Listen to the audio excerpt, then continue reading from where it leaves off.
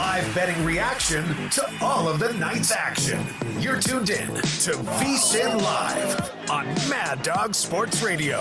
Patrick Meagher, Dustin Swedelson, VSiN Live.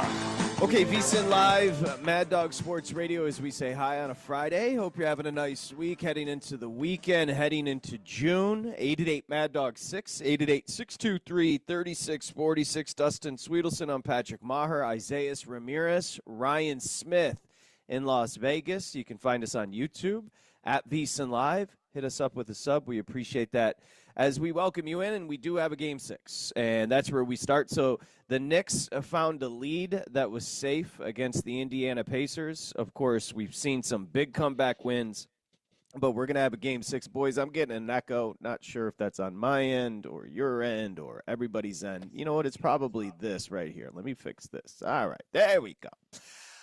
Okay, so 111-94. Now, it wasn't easy. You had a 20-point lead. You had a 22-point lead, cut to 12 early in the fourth quarter, and obviously everybody at Madison Square Garden was gripping because we know what happened in Game 1.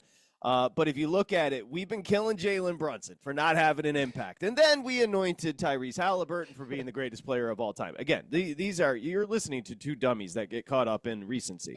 Jalen Brunson had 32 points. He's 12 of 18, 5 boards, 5 assists. So Brunson joined LeBron James, Michael Jordan, and Shai Gilgeous-Alexander as the only players to post at least 10 games of 35 in a single postseason, so 30-5. So he was tremendous in the game. There are flowers to spread around for the Knicks. I thought Thibodeau was tremendous. I thought Karl Anthony Towns, if we're being completely fair, because we've also crushed Cat on the program, I thought he was exemplary in the game, just a badass, taking it to the rim, defending. But the Knicks, that is the key here. We've talked about the Oklahoma City Thunder defense. The key to yesterday's win. First off, the Pacers were putrid. Whoever advances to take on Oklahoma City is going to get their asses whooped. But the Pacers were putrid in the game, couldn't get anything going. Halliburton stunk. But the Knicks, you have to give them credit. They were so active defensively. Arms everywhere, cutting off the passing lanes, turning turnovers into points. It was a great game by the Knicks, and now they trail 3-2 in the series, headed tomorrow to Indiana. So we're going to have a Game 6, of course. The hockey we'll get to in a second. But Dustin Swedelson, your Knicks advance. You have to be proud of the performance yesterday. Yeah, but you know me. Other than whoa. Dustin's mic's got to come down, boys. There we go. Let's go. Okay. You know me, though. I'm conflicted, and I need your assistance here because I've already dreamed of all the scenarios of how this plays out, right? I get my hopes up. They lose Game 6. It was all for nothing. I get my hopes up. They win Game 6, but they lose Game 7. All for nothing. And then there's the very unlikely scenario, which is my happiness, which tends to happen more often than not. I get my hopes up, and they win both Game 6 and Game 7 and go to the finals. Feels unlikely, but there is a little bit of part of me that wants to believe that's going to happen for the Knicks here. Yeah, listen, you got home court. It really comes down to you're going to be favored in Game 7. If you take a look right now, Indiana tomorrow is 3.5, 4. So a bit of an adjustment down, I believe. Mm-hmm. I think there's some Knicks love going on. The totals come down as well, 218.5, 219 after a low-scoring affair yesterday. I mentioned that was the best defense we've seen the Knicks play maybe in the postseason. It's really not even close. Now, Bridges was phenomenal.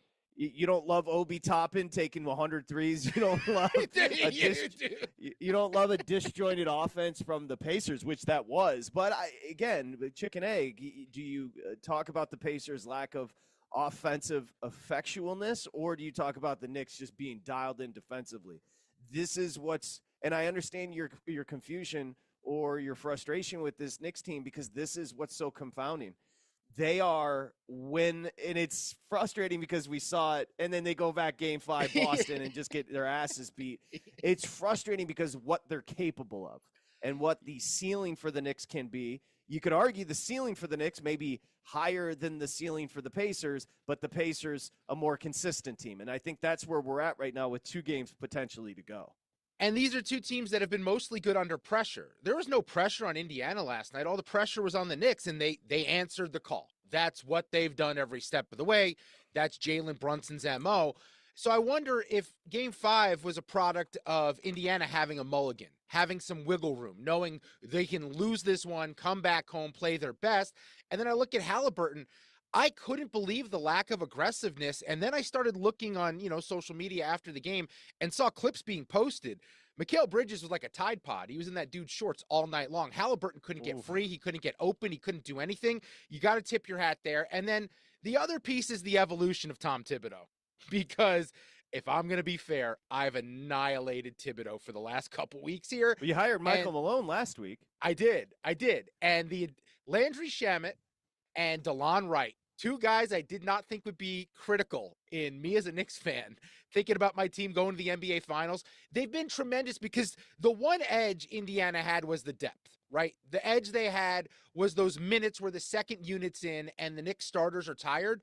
Those two have stepped up and gotten minutes in this series. They've been awesome on both ends of the floor, especially Shamet. And now all of a sudden, that's taken an advantage away from Indiana and brought that gap closer. A lot of flowers to those guys, but I'll forget about all the positive things I said if they do not win Game 6 and force a Game 7. And I would like to retract my Halliburton being a top 10 player. Halliburton and the biggest – he came off of one of the better postseason performances we've seen, I don't know, call it 10 years. With no turnovers and 15 assists and just awesome performance a couple of nights ago. Last night, he was 8 points. He attempted 7 field goals. He had 6 assists and 2 rebounds. That is a disaster. Siakam had 15. Nembhard 6. Turner 5. I mean, the best player was Mathurin off the bench, 23. Other than that, it was an unmitigated disaster for the Pacers. How is your best player not getting looks in a game where you can put a team away? And by the way, I would say there was a little hint of pressure on Indiana last night to end this series early because Oklahoma City's just waiting around for their next opponent in the finals. But how does Halliburton not get more shots up than Naismith? How does he not get more shots up than Nembhard or Toppin? He is your best player. He's been your go-to guy. He's been the clutch player on this team in this postseason run where he's had 3 enormous moments that most players don't ever have. He's had them all in the course of the last 3 series. I don't understand how you're not finding ways to get him open. I couldn't believe the lack of aggressiveness out of a guy that I had deemed a killer weeks ago. That's gone. He is not a killer. He's a puppy. Karl Anthony Towns, 24, 13, and a plus 26. So the impact of Cat was wide-ranging. I thought defensively he was active. You've been killing him for the accents. I'm seeing a pretty tough player right now. I'm seeing a guy that when he's doing the flexing, he has every right to flex because last night he was the biggest dog on the court. There's really Miles Turner is not even hanging with him as far as toughness right now. But you said the word confounding when talking about the Knicks team. So much of that depends on Karl Anthony Towns. I believe he's a guy when he hits the floor in almost any matchup in the NBA. There's maybe 5 guys that would be better than him. But if everyone on the floor plays to their absolute potential that night, he has a chance to be the best player on the floor. He only scored 24 points. Based on the way I felt vibe-wise, it felt like a 35, 40-point night for Cat last night. I thought he was tremendous, and that's what you get when he wants to play big boy ball, when he wants to bang down low and be physical and use his size and his athleticism in the post. He's an impossible defensive matchup for the Pacers. The numbers throughout his career show it. He owns Miles Turner every time he faces him. Just feed Cat the ball and let him do his thing. Has your opinion on the series flipped? We'll get you the series price, 888 Mad Dog 6, 888-623-3646. Certainly, I've got to take one on the chin. I had Indiana last night. Indiana, it is, again, that was – I'm happy to be wrong. We get more basketball tomorrow. And then the potential or the inevitable burial by Oklahoma City. Whether it's the Pacers or the Knicks. So I'm excited about a basketball game tomorrow. But I'm having the same feeling I had about the Knicks coming out of that Game 5. Remember, after Tatum went down in Boston, I'm having the same feeling about Indiana. I said these are 2 really good teams. They're not. They're 2 good teams. We have a great team in the West. We've got a couple of nice teams here in the East, and that's what it comes down to. Because you cannot go, you said pressure, and I understand what you're saying. It's almost like let's get this done with. We're up 3-1 in the series. Let's not let them show a little fight and get back in the series and force a game 6. But I have to be honest with you. I'm over these two teams. I'll bet these two teams or fade these two teams, but I'm over them. It's just like Carlisle had to be in that locker room after the game like, what in the F was that? Because I don't know if you guys were partying the night before. I don't know if you're just soft, because that was a no-show. That was a no-show from the Pacers, and props to the Knicks. Don't want to take anything away from them. Yeah, I think when I look at these next two games potentially here, right? Obviously game 6, and if we need one, a game 7, because pressure is the key word. I think that's where we're at. And who's better under pressure? And it comes down to two players. On one side, you have Tyrese Halliburton, who's done nothing but perform under pressure every step of the way in the playoffs. But based on what we saw last night, have the Knicks made adjustments and has his luck ran out? Is he on the wrong side of the pressure right now? And then Jalen Brunson. Jalen Brunson's made a living off being that clutch go-to guy, just won the Clutch Player of the Year award. However, he's had a couple of really bad games in this series alone. Is he back on the right side of pressure? It's Halliburton and Brunson. If they can lift their teams in a big spot, that's who wins this one here. It's really simple. X's and O's, depth, matchups, whoever you want to look at. It's just Brunson and Halliburton coming up when it matters the most for their teams. Yeah, I don't know if Brunson had some ginseng, some caffeine, some sing-sing. I don't know if he's been listening to the broadcast and been popping pills or whatever they're pushing on you now, and those idiotic broadcasts that are all over the internet. Stephon Diggs, Tusi. Yeah, I don't know if the pink powder. The pink stuff. I don't know what Brunson took before the game, but I know I'd like some because I do feel a little fatigued right now. I'm a tad tired, be honest with you. No caffeine in the house. No Celsius, bad for you. No tea, no coffee, no nothing. But I want what Brunson had last night, because Brunson went from dead tired to crazy energy last night in the game. Yeah, maybe he's look, this Ben Griffin guy who's like won a couple golf tournaments here. This is bro culture. This is the bro podcast. I see all the clips. Creatine. They're saying creatine is the new magic drug, is the new thing that gets you going. So maybe creatine's what you're looking for here to get you a little pep in your step. Isn't Creatine what we used to take when we wanted to get swole back in the day? Is that is that in vogue again? Are people saying it's good for your brain? It's good for your brain, they're saying.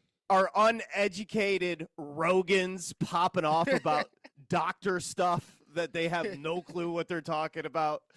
Oh, goodness gracious. And by the way, I don't know. I don't have any clue what I'm talking about either, but I don't suggest anything. I'd suggest a Thomas Jefferson book. I've read it, but I can't suggest anything that I'd leave to the doctors. However, point aside, Brunson, again, Hart coming off the bench seems to be the right touch, even though you haven't really gotten stuff from the big. I don't know if it matters because you're getting an infusion, and there's the energy again, of Hart. Hart doesn't seem like the type of person that's got an ego, whether he's starting or a six-man. He's coming off the bench. He's grabbing huge rebounds in big spots, and he's an engine. And Thibodeau is pushing. Thibodeau, by the way, is not going anywhere if they lose this series. That's one thing I want Knicks fans to understand at this point. You've been trying to kill the guy. The big guy rehired him yesterday, and I give you credit for about face. But he's not going anywhere because he's been just fine in the postseason and very good last night. He's not the issue here. He's not the issue here. I mean, they are a meltdown in game one away where so many things. Look, we're talking about the meltdown from the Knicks perspective. So much still had to go right for Indiana for them to steal that game one. And that's what this whole thing hinges on, is we'll look back on this series and go, either the Knicks overcame that mistake in game one, or that's the thing that did them in, because they could be up 3-2 right now heading back to Indy. Instead, they're unfortunately down in this series. So I've turned on Thibodeau. I love the Hart move off the bench. He's not playing awesome, but he's energy. He's a glue guy. The selflessness speaks volumes to the tightness of this roster. And I think Mitchell Robinson's necessary in the starting lineup when it comes to just slowing down Indiana so you don't work out of a hole. It makes things a lot easier for the Knicks. All right, let's take a look at the number. We'll quickly fill you in on the hockey. We'll take a quick break, come back, get your calls. I want to know if what we're about to present to you, which is the updated series price, if you find value on the Knicks. Again, they will be favored in a game 7. They're catching 3.5 tomorrow. That's not a big number. Now, I will personally be on John Cougar Mellencamp's Indiana Pacers. But what's the updated series price? Oh, did he add the Cougar later, or was that always part of his name? Anyway, it's Indiana minus 360, the Knicks plus 290 with the series price. Minus 360 plus 290. So just trying to think the math through my head. I don't really know if there's value on either side there. You can take money line with the Knicks. Maybe there's some value on the Knicks if you like them. Because if you like them at plus 260, and you're not going to get plus 260 in a game tomorrow, come game 7, they're going to be a 4.5, 5-point favorite in the game, laying close to $2. So maybe if you like the Knicks, it's not terrible. Yeah, I guess that makes sense because they'll be back home in that spot. They would have then taken quote unquote momentum if you believe in those sort of things. I usually do, especially because I'm a Knicks fan in this spot. But yeah, I think you're right there. If you want to take the plus price on the Knicks, you can come back the other way and get a plus price on Indiana, and you'll be sitting pretty for a game 7. All right, so there it is. Now, you are a Knicks fan. Have you thought about what you'll be doing with tomorrow's number at 3.5 with your boys catching it? I will be going Karl Anthony Towns. I will be going the New York Knicks plus 4. I will be going with the over. Those are the 3 that jump out to me, and I guess I'm obligated at this point to just bet Jalen Brunson because the pressure's on, and I believe he's the guy built for the job. He's the one they look to. He's going to get things going early. I like Brunson over points, Brunson over first quarter points, and I don't even know what the number's set at. I just believe in Jalen Brunson. All right, there you have it. Now, the hockey, and we're going to have a rematch of last year's Stanley Cup final. A 6-3 winner for the Orioles. Hello? You good? You need some caffeine? Creatine? What the hell was that? Cal Ripken ain't walking through the door, brother. The Oilers, a 6-3 win in Dallas. The Oilers, I had them losing to the Los Angeles Kings in round 1. So you can't take my vibe on this team. This rematch, I heard Steve Torrey talking a little bit about it. When Steve's talking puck, I am dialed in. But I heard Steve talking about it as far as, and we can have the market conversation. Edmonton's got like 12 people, and South Florida couldn't give a flip about hockey. But the series itself, while it's a rematch, this is a better Edmonton team with a goaltender that's actually playing well. And it's deeper than McDavid and Draisaitl right now. Perry's playing great. Others are playing awesome. 4 lines as compared to a couple last year, but Florida's freaking awesome. So let's get a series price on the Stanley Cup final there, big guy.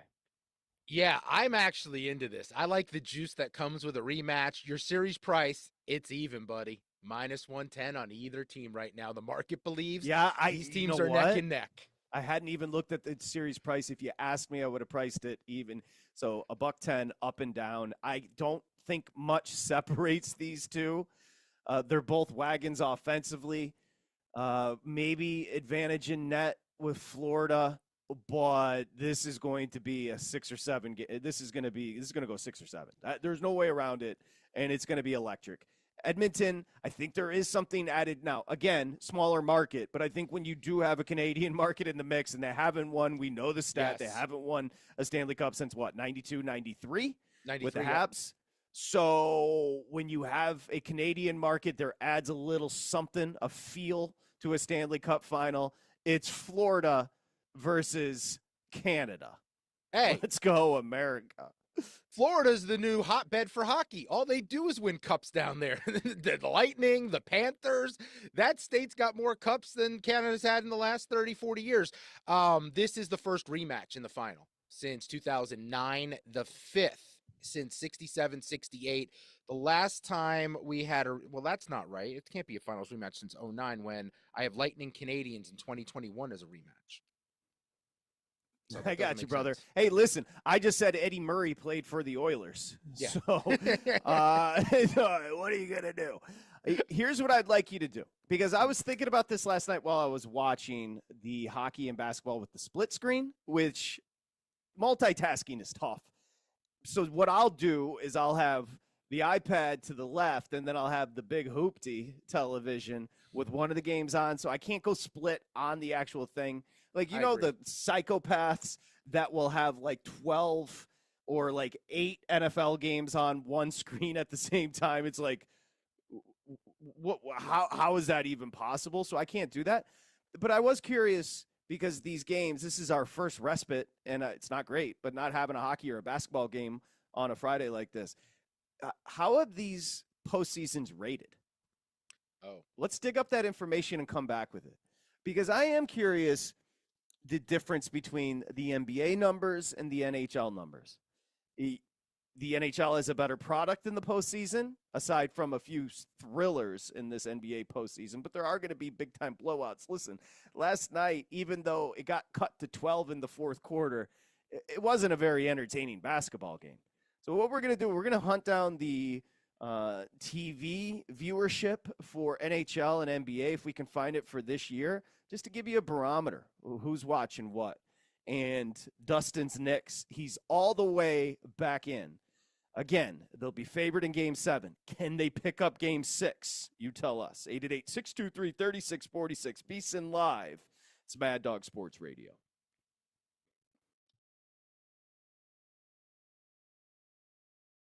With Patrick Maher and Dustin Swedelson.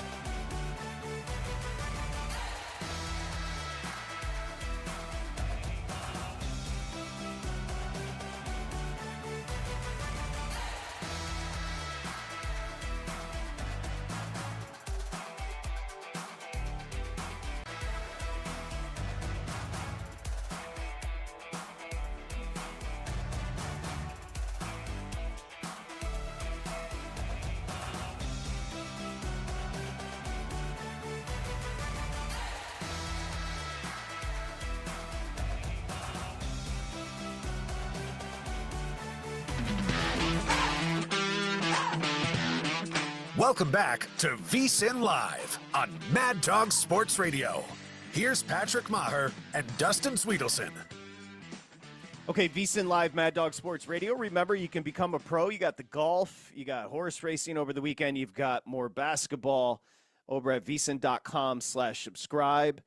Check it out. Right now, $19 through August 1st. Use the promo code SIRIUS. That's a special deal for you. Make sure you get involved. You get the splits, you get the picks, you get the guides, you get everything we offer. Okay, so we had a little experiment. And I'm going to have to ask Gary Bettman to turn the program off. And Gary Bettman, always a fan of Mad Dog Sports Radio. He is the commissioner of the NFL. In fact, I do believe he worked in the NBA before, a long time ago, taking NHL commissionership. But he was a big fan of the rap. And a little-known fact, those of you that used to listen to the rap, Sigourney Weaver was a big fan as well. That was random when I heard that. A couple of things. One, the 2024 NFL playoffs. Okay, I just want to give you context. The wild card games averaged 38.5 million viewers. So here, this is what's funny to me. We started this program in January. So essentially on the back end of the postseason, hardcore on the back end, headed into the Super Bowl. And I kept on telling my bosses, you guys want to move some subs? Let us have a football season. And that's tenuous right now. But let us have a football season because I'm telling you right now, the Mad Dog Sports Radio audience wants to bet the NFL. That's because America wants to bet the NFL. You know what America watches? Close to 39 million watched, on average, the wild card. The game between the Chiefs and Bills in the AFC Championship game, 57.4 million viewers. All right. Now, how's hockey doing in the postseason? Not great. They're averaging across the ESPN platforms 886,000 viewers. So, wild card games, NFL, 38.5 million. Right now, the postseason, NHL, not even 1 million. How's basketball? It's okay. ABC, TNT, all the platforms are averaging, entering the conference finals, 3.85 million viewers a game. The standout so far, and by the way, that's the second highest average since 2014, the 3.85 million for the NBA. The standout game so far in the postseason, and this is why we talk about market size. You posited yesterday, what's the deal with people not watching when it's not a big market? Well, I'll give you an idea. The Lakers and Timberwolves in Game 4 averaged 7.34 million viewers because it's Los Angeles, it's LeBron, it's Luka. That is an absurd number. The playoffs, NHL-wise, in Canada on TSN, averaging about 2.2 million. So there's a little context for these sports people. If you don't think the NFL continues to dominate, that isn't even domination. That's obliteration. Yeah, I went through the ratings in the NFL, and I thought about what the worst possible matchup could be when it came to market size.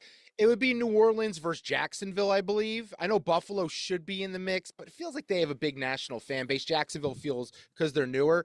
And that Super Bowl would still rate. That Super Bowl would still outrate any other sports championship. It doesn't matter. The NFL is just on a different level. Those numbers are shocking, though. I knew the NFL was bigger. I didn't realize we were talking 38-something million to about 5 million with the NBA. That drop-off is absurd. Well, you're being generous. 3.85 million average for the NBA entering the conference, so not even 4. And the wild cards chalking in at almost 39 million. So I think the big one that stands out to me, because what I was trying to figure out was like the difference between NBA and NHL, because they're going head-to-head every night. Yeah. America's not – 1 million people aren't even averaging watching hockey. That's sad. Yeah, there's only so many people in Canada. Again, not a big topography guy, as we've talked about on the show, but I have looked at the population density when it comes to those provinces up there up north. And unfortunately, there's just not that much livable land. There's not as many people in Canada as you would like for them to support them on TVs there. And then America, I think hockey fans care about their team. They're not just watching the rest of the playoffs for the most part if their team's not in the mix. Yeah, those numbers shocked me. I mean, I've gone through these numbers a million times over my career, but the fact that we're not averaging a million, for some reason, as far as Canada, that It's kind got of me a little depressing. bit. A little depressing because it's such a great product. It's It really good. is. It's good. Night in and night out. It's way more reliable than any other postseason you're going to get in all of sports.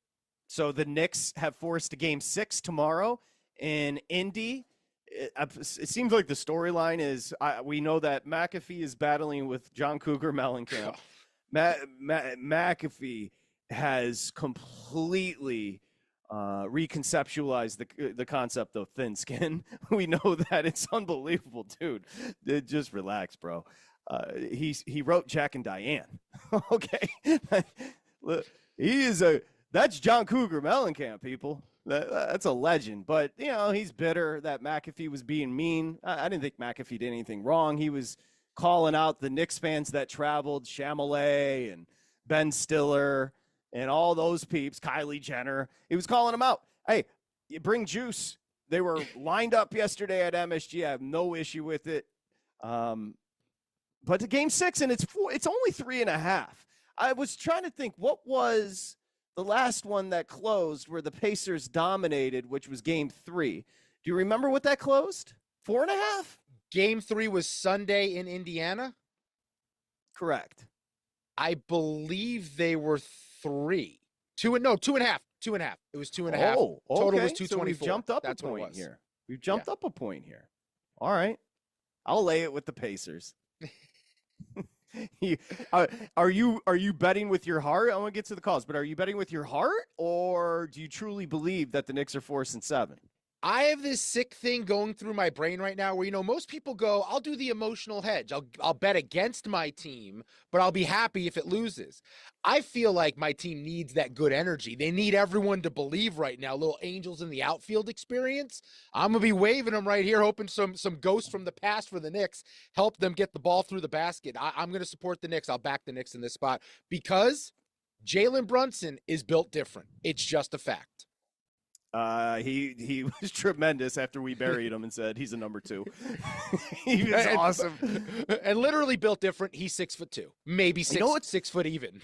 You know what's crazy about the hockey ratings, I've watched as much hockey as I've watched basketball, so that is factual.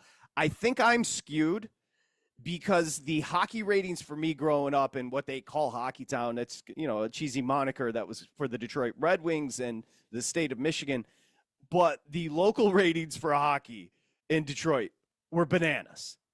So when I then go national, I get a little confused because the numbers are crazy. The numbers are on par with anything in the state of Michigan when the Red Wings are hot. Well, and I would just say that a team like Florida advancing doesn't help matters. I mean, they're a really great team. They won the Cup last year. They're talented. We understand all of that, but not exactly a hotbed when it comes to a fan base that's locked into everything happening. That doesn't help these ratings at all.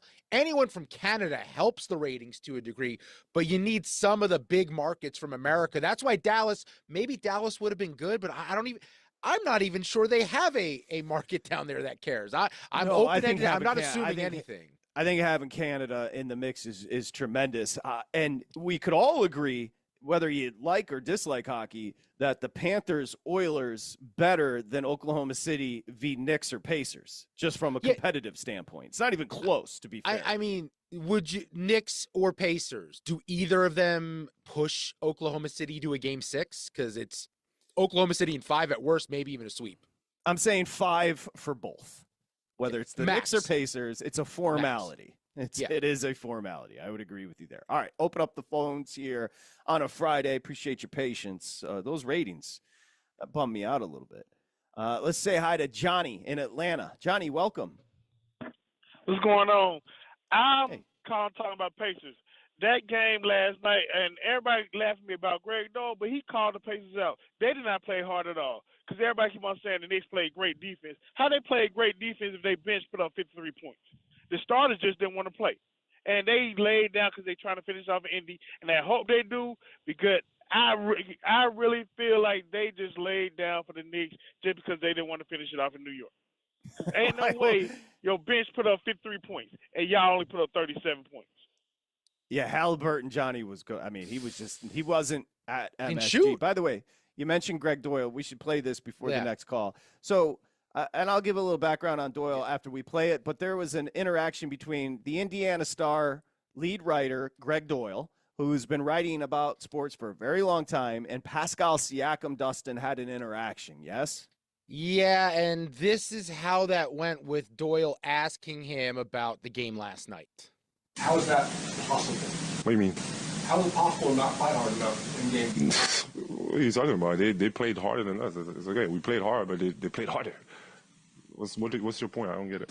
My point is, you're saying you got out-fought, and I'm saying That happens in a game, though. That's basketball. in game 5 we didn't play well. You're saying You're good? You're good, bro? You're looking for something, I know. But damn. No. But I'm telling you, though. I told you. What else you want me to tell you? well, what you tell me how. That's all I'm asking for. Oh, what about you telling me? I'll So go ahead. Who's this guy? Who's this guy? What's your name, bro? Oh. Yeah. Okay. I don't have a problem with the line of questioning. He's asking, how is it possible not to give maximum effort or to be outplayed effort-wise by the Knicks? Siakam, it was funny with the back and forth. Look, Greg Doyle's a weird cat, and I don't know how this happened. But back in the day, I had a show, and somehow Greg Doyle liked it. And Greg Doyle would come up to our studio weekly, and he didn't even live in New York City. I had no clue why he was coming. I had no clue what he was. I know he's going through some stuff in his life, and he just wanted to hang out. So we'd say, okay, come hang out. When I tell you he probably came up 7 times, and he didn't live in New York, it made no sense to me. He was an entertaining guy, but he was certainly a controversial guy. So I know him a little bit from those interactions, which were weird. So I'm not surprised that he had the interaction that he just had with Siakam. Yeah, well, one, I knew that he had been on your show a lot. I did not realize it was in studio. I thought He it was would on come the phone. into studio. I was like, the producer at the time was like, he wants to come in studio. I was like, why? But okay. If that's Getting what those he wants. miles. Yeah, look, he's a columnist. His job's to have opinions. I think for Siakam as an athlete, my assumption would be is, yeah, sometimes you think you're giving max effort and someone gives more than you, and that's all that happened that night. He just thinks that, like, that's normal. And Greg Doyle was looking for a quote to back up a story he probably had pre-written, and he's just trying to pop a few quotes in there. That's all that happened there. But we get frustrated when athletes give rote answers. Yes. And that is certainly a rote answer. They tried harder than us. And Doyle asked what every human being wants to know. Why? How? Yeah, How is yeah, that this- possible? Yeah, this is a massive opportunity for your team while Oklahoma City's waiting to find out who they face. You're now going another game with the Knicks, extending this series, and now anything's possible. So the line of questioning isn't crazy. Siakam, you could tell, was annoyed and ended up laughing by the end, but it's certainly a weird interaction in today's media space. You give both of them credit. I'll give both of them credit in this spot because Greg Doyle asked a difficult question that needed to be asked in that spot, and Siakam gave us a funny quote back. Okay, the big guy spreading even credit amongst the two participators there. And we like to see the. It was weird. You're diplomatic, Dustin. I like to see that. I'm not going to look. I'm not taking a side here. There's fine people on both sides of this debate. But what I'd say is I enjoyed the awkwardness. I enjoyed Siakam's smile in the clip, and I enjoyed him finishing it with, "You good, bro?" By the way, Stanley Cup Final Game 1 underway. That series completely even, 110 up and down. You like the Panthers, 110. You like the Oilers, 110. That gets underway next Wednesday, June 4th. So we got a little time to wait. Yeah. Because the last time I checked, it is Friday. Well, we were also in a sticky situation had this series ended in the East. Let me pull up the date. The NBA Finals, I believe, would not have started till Wednesday, 6/11. I want to say. Okay. Maybe no, I'm sorry. Thursday, 6/5. Thursday, 6/5. I was going to So, say that would that's be what it weird was. if they took a couple of weeks off. But My page. you never know with the scheduling. Let's continue with the calls here, VSiN Live, and we'll say hi in Connecticut to Anthony. Hi, Anthony. Hey, what's up, guys? Great Hey, show. As thank always, you. love listening to you guys. just don't bash hockey. There is nothing better than the Stanley Cup playoffs. And I don't care what sport it is, what playoff, whether it's the Super Bowl, baseball, Stanley Cup playoffs, the finality of it, overtime is just that is must-see TV all the time. And I got to tell you, with all the Canada crap that's been going on with the bashing and the tariffs and this, I got to tell you, everybody seems to be rooting for Edmonton at Ice Peak Cup. It's just really, it's really strange. You know, I'm up here in New England, and people are rooting for the Oilers. You know what, Anthony? Thanks, buddy. Appreciate you. I'm right there with you. I want it for Canada. I cannot express. Again, growing close to Canada and going to Windsor, I cannot express how fervent and how much a country cares. Everybody knows, I'm not breaking any news, how much a country cares about the game of hockey. It matters more. So you'd like to see it for Canada. You'd like to see it for Edmonton. How many people are in Edmonton? Ooh. My guess is like 600,000? Oh, they're going to say 600 people. Let's As of 2022, 1.087 million. Oh, much bigger than I suspected. Canada's most populated cities. And now I'm curious where that ranks. Well, it's Toronto, Montreal. Quebec. What's the capital? The Donks over in Ottawa? Ottawa? No, Vancouver's third. Calgary's fourth. Vancouver's Seattle, if we're being honest. It's a suburb of Seattle. Edmonton's fifth largest, then Ottawa. Ottawa, Cowtown. They got a good rodeo. And Anthony, I want to just be clear, not bashing hockey. No. I've spent as much time watching hockey as I have the NBA, and my job is to first cover the NBA. Yeah, no, there's no negative being said about hockey other than it seems unfair and messed up that a team from Florida may win the cup again, and Canada's still waiting for Kirk Muller to walk through that door in the 93 Canadiens. Yeah, I hear you, brother. McDavid and Draisaitl it is crazy that those two, and again, they're just getting so many contributions from everybody else, but watching those two, McDavid in particular, just with his speed and his size, when he's downhill, it's a whole different ball game. Did you see there's this conspiracy theory about McDavid? I guess he won whatever the MVP of the Western Finals was last night, and if you touch the trophy, it's bad luck. Yeah. Hockey players have a lot of superstitions, bro. Apparently McDavid touched the trophy last night, and people are very concerned about it. Did see that, saw it making the rounds. I don't love Hey, and did you also see with the Knicks series, someone on Reddit paid like a witch doctor to put a hex on the Pacers? That's why they lost. I don't know if I'm being unfair. Are those two really good teams or two good teams, Knicks, Pacers? Try to figure it out. No, they're good. The Knicks, if everything comes to fruition with Cat, Bridges is who he used to be, that could be a really good team. But for now, they're just good. We've seen who they are long enough. The sample size is big. They have not reached the potential that they're capable of being. Yeah, pretty much. Speaking of the Oilers, let's go to Canada and say hi to Chad. Hi, Chad. Hey, Joan. I figured a little bit of perspective north of the border wouldn't hurt. When Please. It's Canada versus U.S. or international hockey, we're absolutely together as a nation cheering on Canada. But this is the coronation of McDavid. It's McDavid. It's not Canada's cup. And to be fair, as someone that doesn't like the Edmonton Oilers, the fact that that fan base threw jerseys on the ice, wore paper bags, they were the worst fans in the NHL, moaning and complaining about their garbage team, who, if you look in the past, had 4 first overall picks. Taylor Hall gone, Nugent Hopkins gone.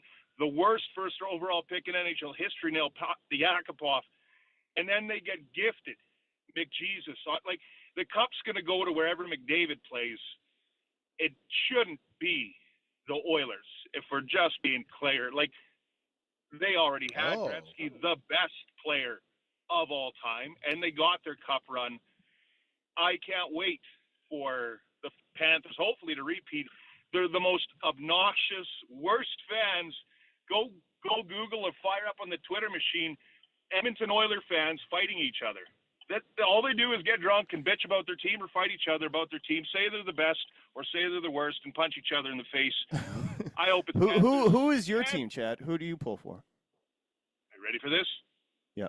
Calgary Flames. Yeah, Southern Alberta. Yeah. Hey, was I wrong when I said good rodeo in Calgary?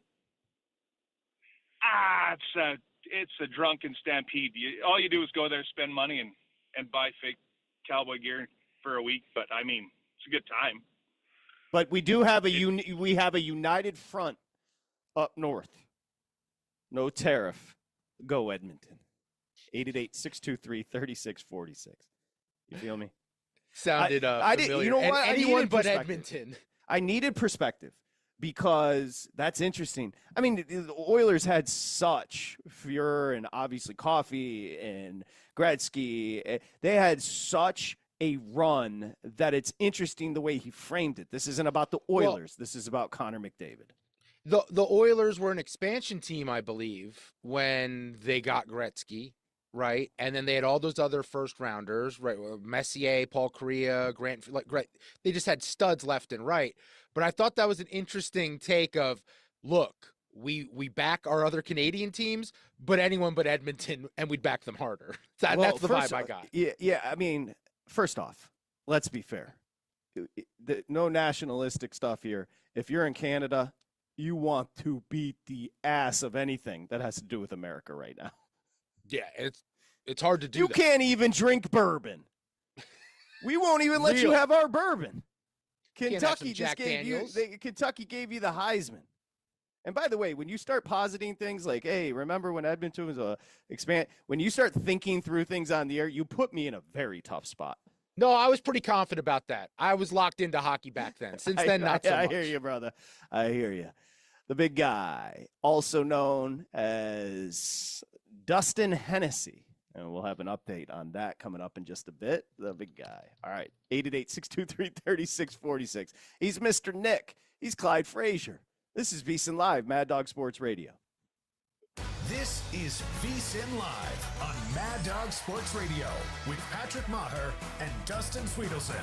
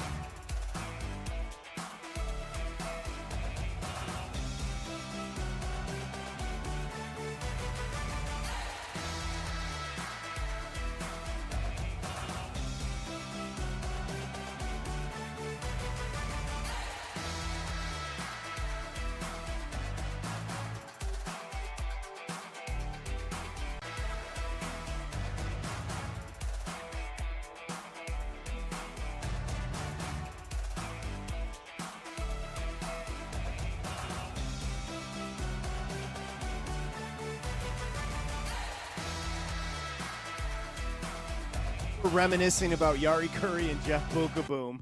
The show's gotten better. Let's go to Edmonton directly and say hi to Byron. Hi, Byron. Hey, guys. How we doing? Good, Byron. What's up?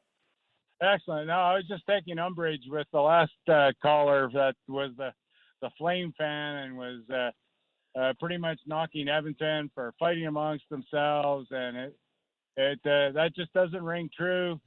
It's a wonderful city and it's a great team. We've had some, super fortunate to have the great players that we have had there. Calgary's got a team, but they just haven't achieved to the level that we have. And he can whine and complain about McJesus being gifted to us. Hey, we got him. Fair's fair. We got him. Sorry, What does Connor McDavid mean to the city of Edmonton? Well, he's a water walker. Even if the water's frozen right now, he walks on water, baby. I like that. That. That's a good one. Do you have confidence? Do you have confidence against the Panthers? I'm quietly optimistic, let's say. Buddy Boy's probably cheering for the Turtles, Kachuk. Florida's an awfully tough team, and it's going to be a wonderful series. I'm just hoping that home ice advantage works out for us at this time. I'm pulling for you, Byron. Kachuk. The fact that we're talking about two Kachucks when Keith Kachuk is the only Kachuk I need. One Kachuk, two Kachuk, every Kachuk, Chuck, when a Kachuk would. His sons are good players, though. You understand what I'm saying to you, brother? And there's two of them. That's all I know. Let's see. Who's this? Oh, Mike in the OC. Hi, Mike. Hey, happy birthday, brother. What's happening, man? Yeah. Yeah, day late. Thanks 60, so much. 64 years old. Not getting younger. 4 years young. Yeah. My God.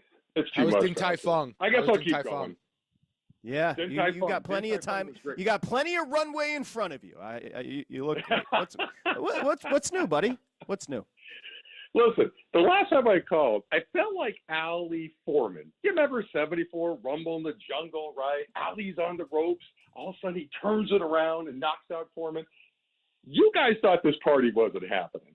I direct you to Cody Decker and Michelle Beadle show today, where none other than Cody Decker declared, I will be there tomorrow at Hennessy's in Hermosa, not at noon, a little bit later, but he will be there. It's picking up steam again, Patrick. It's picking up steam. I can feel it. That means you, my friend, do it for the old guy. Walk out of the apartment, lock the door, get a sitter for Jeezy, and just walk those 100 yards over the Hennessy's. I mean, Patrick. Hey, come on, I feel the It, buzz. right? I feel the buzz because you know what the big guy and his +1 are up to tomorrow, Mike. Yeah, they'll be tooling around Balboa Park or something, or maybe Coronado. I don't know what the heck they're doing, but that's too bad. Justin's not going to be there. Jim said it's going to be. I think it's going to be a good time. Wait. Hold He's on. Coming? He's coming. On. They got. I mean, my San Diego trip did fall through, but I did not say I was coming because as far as I can tell, so far the RSVPs that you are bragging about are you, Cody, and one other person. Maybe Dr. Falcon. Maybe. Okay, California. maybe. You know, Mike, when I was in the dating world, when I used to ask girls out, they used to say maybe a lot. And you know what happened? They wouldn't go out with me. Well, let me ask you a question. Why are you crushing Mike's party? Why are you being so mean to him? I'm not, because I'm being told there was a party, and there is no party. It's two people who want to go to a bar. It's not a gathering. Well, what constitutes a party? 2 or more, 3 or more, drinks, food. I'm just you're propaganda. You're being mean to Mike. You're not being. You're not being nice to Cody. Cody Decker, out here from New York, is going to make time to come to. He's going to go to UCLA regional. He's going to go to the Dodger Yankees somehow. He's going to go. Yeah, she's definitely going to squeeze in, pop it into Hermosa. You did say. Did you hear what Dustin said? Come on, you hear what Dustin said? He said he was going to show up. He was going to show up just to save Cody from you. Let me say this. Babchek has passed on the word he wants a FaceTime call. So there you go. Babchek is involved in this get-together. He wants to be called from Hennessy's to Babs in New York. Dustin, you got to call him. It's Bab. It's your guy. I got Yeah, you but, back, Mike. I don't know why Dustin's he's being so mean to Mike. FaceTiming Babchick doesn't constitute him being at the party. I once sent a girl on a webcam video like $400. Didn't make her my girlfriend at the time. She was just a person on the other end of a video. So you're officially declining the invite. I didn't say that. By the way, he's going. I don't even understand why he's playing so hard to get. Is it like he wants the red carpet? He'll be there, Mike. Don't worry. He'll be there. He'll be there. I trust me when I say he'll be there, people. Oh, playing hard to get. Covering the spread all night long. This is VSiN Live on Mad Dog Sports Radio.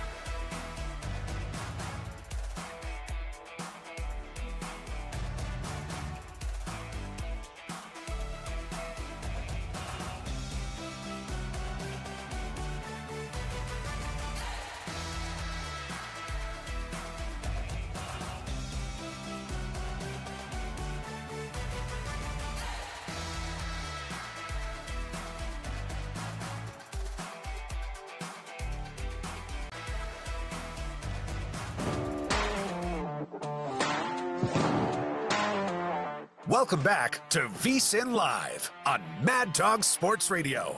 Here's Patrick Maher and Dustin Swedelson. VSiN Live, Mad Dog Sports Radio. The newsletter is free, no obligation, free plays. You get the betting menu set for the day. Go to vsin.com/newsletter. All you do is enter your email address and you're good to go. Now, if you're going to be talking the NBA postseason, now we try to give Matt Moore a little break. Don't want to overdo it with him, but you got to get his thoughts as Oklahoma City got past the Denver Nuggets and now Minnesota, and they await as we have a Game 6 in Indy tomorrow with the Knicks forcing it. Matt Moore, the Action Network NBA writer. You can find him on Twitter at HP Basketball. And we say hi to Matt. Hi, Matt. Surprised. Well, let me put it this way. Surprised by the performance of the Knicks yesterday or how pitiful the Pacers were last night? Not really either. You know, honestly, these series will always kind of take some normal flows. There's outliers, right? There's surprises that happen. That's sports. But typically speaking, when a team goes up 3-1, when they start out on the road, that Game 5 is a terrible spot. It's potentially the last game in sort of the home fans it's a higher seed, so there's a reason that they had that higher seed. So they've got the talent to be able to put it together. The other team is pushed to get a 3-1 lead. Closing a team out on their home floor in 5, I think, is very difficult. And so I wasn't surprised by what happened. The Knicks threw a bunch on the table to try and get that win because they obviously had to avoid elimination. They changed their offensive scheme, going to more isolation. They changed their defensive scheme with higher pickups on Tyrese Halliburton. But, the Pacers also just didn't play with their usual level of intentionality. Like they played so intense game to game, and they didn't have that intensity at all in Game 5, and I'm not really concerned about it not coming back because they'll get into the film room and see what they did and see how they played. They didn't press the issue. They didn't play up-tempo. They didn't get into their sets quicker. If they're going to pick up Halliburton that quick, Halliburton's got the ability to get downhill and play a little faster. They were used to playing the way that the series had gone at the previous 4 games with the Knicks really playing back, and they had been playing more pick and roll. And so even though Rick Carlisle probably could have made more adjustments, I also think he hung back because Rick did enough in this series. He's been in enough of these exact situations, and the numbers bear this out. When he's up 3-1, his record in the Game 5s on the road, not great. His record at home, 4-0. So I think that they were not letting them have it, but they also didn't throw everything because they knew they wanted to pace themselves to be ready for a Game 6 at home. Now with the ability to make adjustments and close them out at the Fieldhouse. On the other side, Matt, Jalen Brunson goes off 32 points in just 34 minutes, and he's had some ups and downs within this series. What did you see with the New York offense and him specifically getting going when it mattered the most in that Game 5 spot? So one of the things that happens is, your pick and roll and the schematics around that in the playoffs are so complex, and everyone's pre-switching and doing all these things because the idea is like, well, we have to set screens to try and get guys loose. And what the Knicks did in Game 5 was, what if we don't do that? What if we just didn't set screens? They ran almost twice as many ISOs as pick and rolls in Game 5. That's a massive change to them from the first 4 games of the series. So their idea was, all right, let's just take the initial matchup, let's get downhill on it, let's attack that, and then when they come over to help, we're able to kick out and kind of rotate. The Pacers really were kind of caught off guard by that. And Karl-Anthony Towns, I think, was phenomenal in this game. And I think that helped open up things for Brunson. With his attacking on his own, that meant the Pacers couldn't sink into the paint, and so Brunson was able to get more space to operate. So those little changes, I think, went a long way for the Knicks to be able to get their stars going. I thought Brunson was great, but I thought Towns in particular was awesome at bending the defense and really breaking them, especially in their small ball lineups. I'm glad you brought up Towns, Matt, because we've been hard on him. He was spectacular last night. Like, everything that he gets crushed for, not going to the rim, not being tough enough, like, it was all on display. Maybe that's what's confounding for Knicks fans because you want to see more of it. But last night, 10 out of 10 from Towns. Yeah, and when he's taking those matchups and attacking off the dribble and you're not bringing help to turn him over, he is still so good, and there is still so much that Towns brings to the table. You can't sag off of him because he will shoot that 3, and he is a great shooter, even though the Knicks have kind of taken that too much away from him, I think, this season. And then if you press up on him, you saw what happened last night with him just driving downhill on Pascal Siakam for and ones over and over again. So I thought it was really impressive. Towns has battled in this series. You can complain about the fouls, you can complain about mistakes, but he has really fought possession by possession. Rebounds, he's been great. Driving downhill, he's been great. He has done his job for this Knicks team, and I think it's been a really impressive playoff run by Karl-Anthony Towns overall. Yeah, another guy who I've been very critical of, Matt, Tom Thibodeau, has proven me wrong in this series by making the necessary adjustments, looking to his bench. I'm just curious what your thoughts have been as, he makes a couple big moves here in the last few games. Mitchell Robinson starting, Josh Hart to the bench, and then extending that bench, which felt like a spot where Indiana had an edge with the guys they can bring in on the second unit. More DeLon Wright, more Landry Shamet. What have you thought about the way Tibbs is pulling the strings here? It's been a really great job by him completely on accident. So in Game 3, Jalen Brunson picks up 4 fouls, and so he goes to the bench, and everybody's like, what a move by Tom Thibodeau. It's like, he wasn't going to do it, guys, unless these guys got in foul trouble. That's how they found these guys. And then in Game 5, you can say, like, well, he played them then. Yeah, because they had the lead, and Tibbs was able to play from the high ground. That's where Tibbs is good. Tibbs is great if you've got the high ground and you've got to defend it. At home, with a lead, more energy, shots falling. What you don't want is you don't want Tibbs because he's got to take the hill. That's when you don't want him. And that's what he's going to have to do in Game 6. And that's going to be, I think, the challenge. And I don't trust him to go back to that bench. This is going to be like our season's on the line. It's Game 6. We're playing all our guys 45 minutes. Like, I'm expecting those heavy minutes again, and DeLon Wright giving him good minutes. Landry Shamet, these things, like, the Landry Shamet thing seemed like an act of God. Like, it just seems like it is divine providence that Landry Shamet is giving them the defense and threes that he's been giving them. We'll see if that holds up on the road. But this is going to be the big test of, will Tibbs actually, stick with this formula he's found to win 2 of the last 3 with a different kind of rotation than what he's used to. I'm skeptical still, but we'll see what happens in Game 6. The Action Network, Matt Moore, he's our guy for many years. So people get bitter at me when I talk about the Thunder being great. Of course, Matt, it's hard to compare teams across generations in the association. Help me, though. Help me frame how good this Thunder team is. Plus minus, right, point differential. All it is it's literally how much did you win by. That's it. It's not some complicated stat. It's not some advanced formula. It's how many points did you score and how many points did the people you played scored. This team has the best point differential in NBA history in the regular season, and they're on pace when they get through the finals to have the best point differential through the regular season and playoffs ever. They are the first team since 1998 to have 100-plus steals in the postseason, and they're not done yet. That's how good they are at forcing turnovers. The offense is extremely efficient. They get contributions from everybody. Everybody shares the ball. Everybody can drive. Everybody can shoot. Everybody can pass. And that even their guys that are 3-and-D players, Aaron Wiggins, Isaiah Joe, Cason Wallace, Alex Caruso, those guys can all put it on the floor, pressure the defense, force help, and then rotate, and eventually you're just going to find high-quality looks over and over again. Chet Holmgren has been sneaky great in these playoffs. Shea obviously has been Shea. He's been terrific, even if I think that probably some of that is like the efficiency hasn't been as good. This hasn't been, I honestly don't think, as good as his postseason run last year. But Jalen Williams has been unbelievable on both ends of the floor. They're so deep, they're so talented, and they are so much better than everybody else. It is an incredible season for the Oklahoma City Thunder. Speaking of everybody else, so it's either the Pacers or the Knicks going there, and who knows what that looks like. Matt, your best guess, how many games can the Knicks or the Pacers push it in an NBA Finals against this Thunder team? I think I would put the line for Pacers at 1.5. And my heart would want to take 2, and my brain would want to take 1. I think the Thunder sweep the Knicks. I think they sweep them in ease. One of the problems with these series, if you look back, even in the Nuggets series, you are going to get blown out in OKC twice. It happened to Denver in Game 2 and Game 7. You are going to get blown out in OKC twice a series. They are starting up 2-0. That's just, you got to accept that as part of life.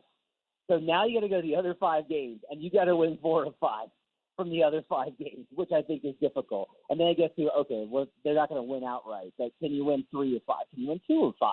2 of 5 seems doable. It's all about game script. I think for the Pacers, the key is going to be Game 1. They got to go in there and they got to steal Game 1. If you could steal Game 1 and get them on their heels like the Nuggets did, you win Game 3 at home because that's the best spot for any team. First finals game in 25 years at home, that's a great spot. So you still 1 and 3, you give yourself a chance to have more gas at the end of the series than Denver did. The Knicks, on the other hand, I see no way that they're able to get a game off it. Maybe 1. It'd be 0.5. I would like the under, but I understand if you think they'd take a game, that's all I can really give them against the Thunder team.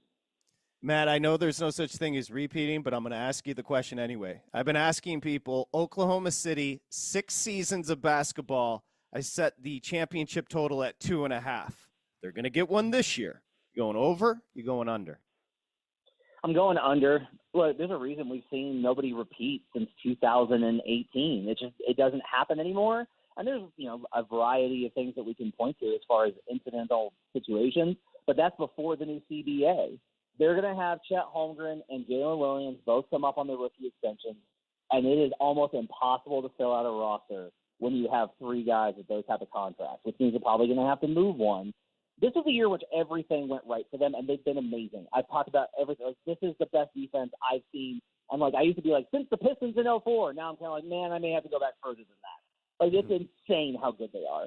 But getting that frequency, that vibe, staying healthy enough. I know they had Chet Holmgren and Isaiah Hartenstein out, but keeping most guys off the shelf for the entire year, keeping most guys pretty healthy, and everybody's now after this will look to start getting paid. It gets very difficult. So I'll take the under there, but does say something that you can make a reasonable argument for two. Like, I don't object to the line. That's the right number. It's 2.5.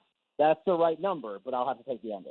Yeah. I'm curious then, Matt, because a lot of us have speculated what kind of offseason they could have with all the assets, with all the young players, all the picks they have, Topic maybe coming over from Europe. Would you be shocked if they found a way to add a star to this group in the offseason then? I think it's very difficult after you win a championship to talk yourself into needing major changes. I just think that you're so like, we love everybody. This is the guys. We'll just run it back and it'll be awesome. Because you risk the other side of that, which is like if you make an aggressive move to add somebody, then the rest of the guys in that locker room are like, "What? We already won the title. We didn't need anything. What are you doing?" And so you have to kind of balance that out. I think that gets kind of difficult. That said, like he won't do it because the Thunder, I think, are going to win the title, and he won't do the Kevin Durant. But man, have I wondered. I have wondered so many times if the Thunder offered Jalen Williams and multiple picks for Giannis Antetokounmpo, are the Bucks going to get a better offer than that? Are they going to get a better offer? Mm-hmm. And is Giannis going to find a better situation with a better organization trying to win right now? But I again think that because they're going to win the title, I think that's out the door. Okay, last question, Matt. It's 3.5 tomorrow. Indy laying it. We know the Knicks would be favored at home in Game 7. Will we see a Game 7? I don't think so. The Knicks have proven me wrong time and time again. I liked them in the series versus the Pistons. I thought they would lose to the Celtics in 5. They won that series outright, short. But I look at the trends. The trends all say that the team wins in Game 5 and then they lose at home. It's 27-15 for teams that are home favorites, up 3-2 after losing Game 5. It gets even better when we kind of slice these things down even further. All the trends suggest that this is a Pacers spot. I think Indy did take their foot off the gas. I think they put it back on in Game 6. I think this is a blowout in Game 6, and the Pacers advance to the final. You want those trends, the write-ups over at the Action Network. Nobody better than Matt Moore at HP Basketball. Have a nice weekend. Enjoy the basketball. Thank you. Thanks, guys. Take care. Okay, bye-bye. There goes Matt Moore. Your Knicks are getting blown out tomorrow, my man Matt said. Yeah, that is the fear. That is the worst-case scenario. Actually, you know what? Wouldn't the hope that comes with winning a Game 6 on the road and then losing in Game 7, that might actually be the worst-case scenario. At least you're putting me out of my misery in the earliest possible way by losing Game 6. And I'll give them credit for showing fight in Game 5 and forcing it. The audacity of hope. No politics. I do, but I agree. Dude, I don't know. It is such. It's like I tried to dispel the backs against the wall, the motivation angle yesterday. I was just being a smartass, but that was obviously the case. But it felt like too obvious. It felt like right. The only reason the number is what it is because the theory is the Knicks have to have it. Well, how come every time I bet on the team that has to have it, they don't come through for me? And the times I bet against the team that has to have it, they end up getting it. That's called the circle of life, brother. I think that's what they say. Shout out to Simba. Yep.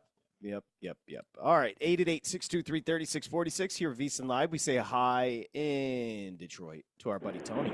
Hey, Tone. Hey, happy Friday, gentlemen. You too, buddy. Hey, it's great when you got 6-1 Casey Mize with a 2.45 ERA on the pump. Oh, you are all about the Cats these days. Let's go, Tigers. Let's go. Hey, I got a quick question on ratings. Like, you guys can explain this to me.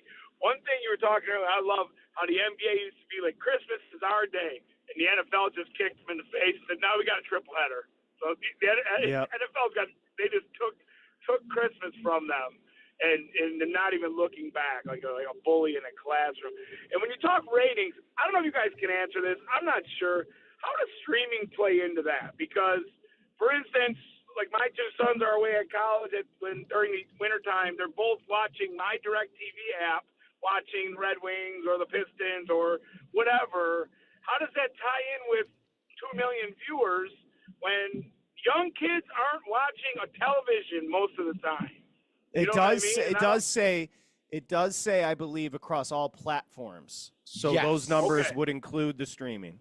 And they know where you're logged in. See, these companies, Tony, they prefer you go to streaming because it's easier to get an exact number of monitoring how many people are actually watching, where like the Nielsen ratings used to hear, it used to be like a certain number of boxes are sent out in each market, and then they use that to extrapolate the number based on households within that area of the country. Okay, because, Patrick, at least these guys ain't at Don Cherry's in Windsor watching the NHL Cup Finals like me and you were. Back in 97. Those are the drunkest people. I went to that bar. Those were the drunkest people I've ever seen in my life at Don Cherry's. Hey, I'm going to try to do a meetup at Don Cherry's. Let's go. When's your Let's birthday? Go. I'll be there with birthday? bells on, Tone.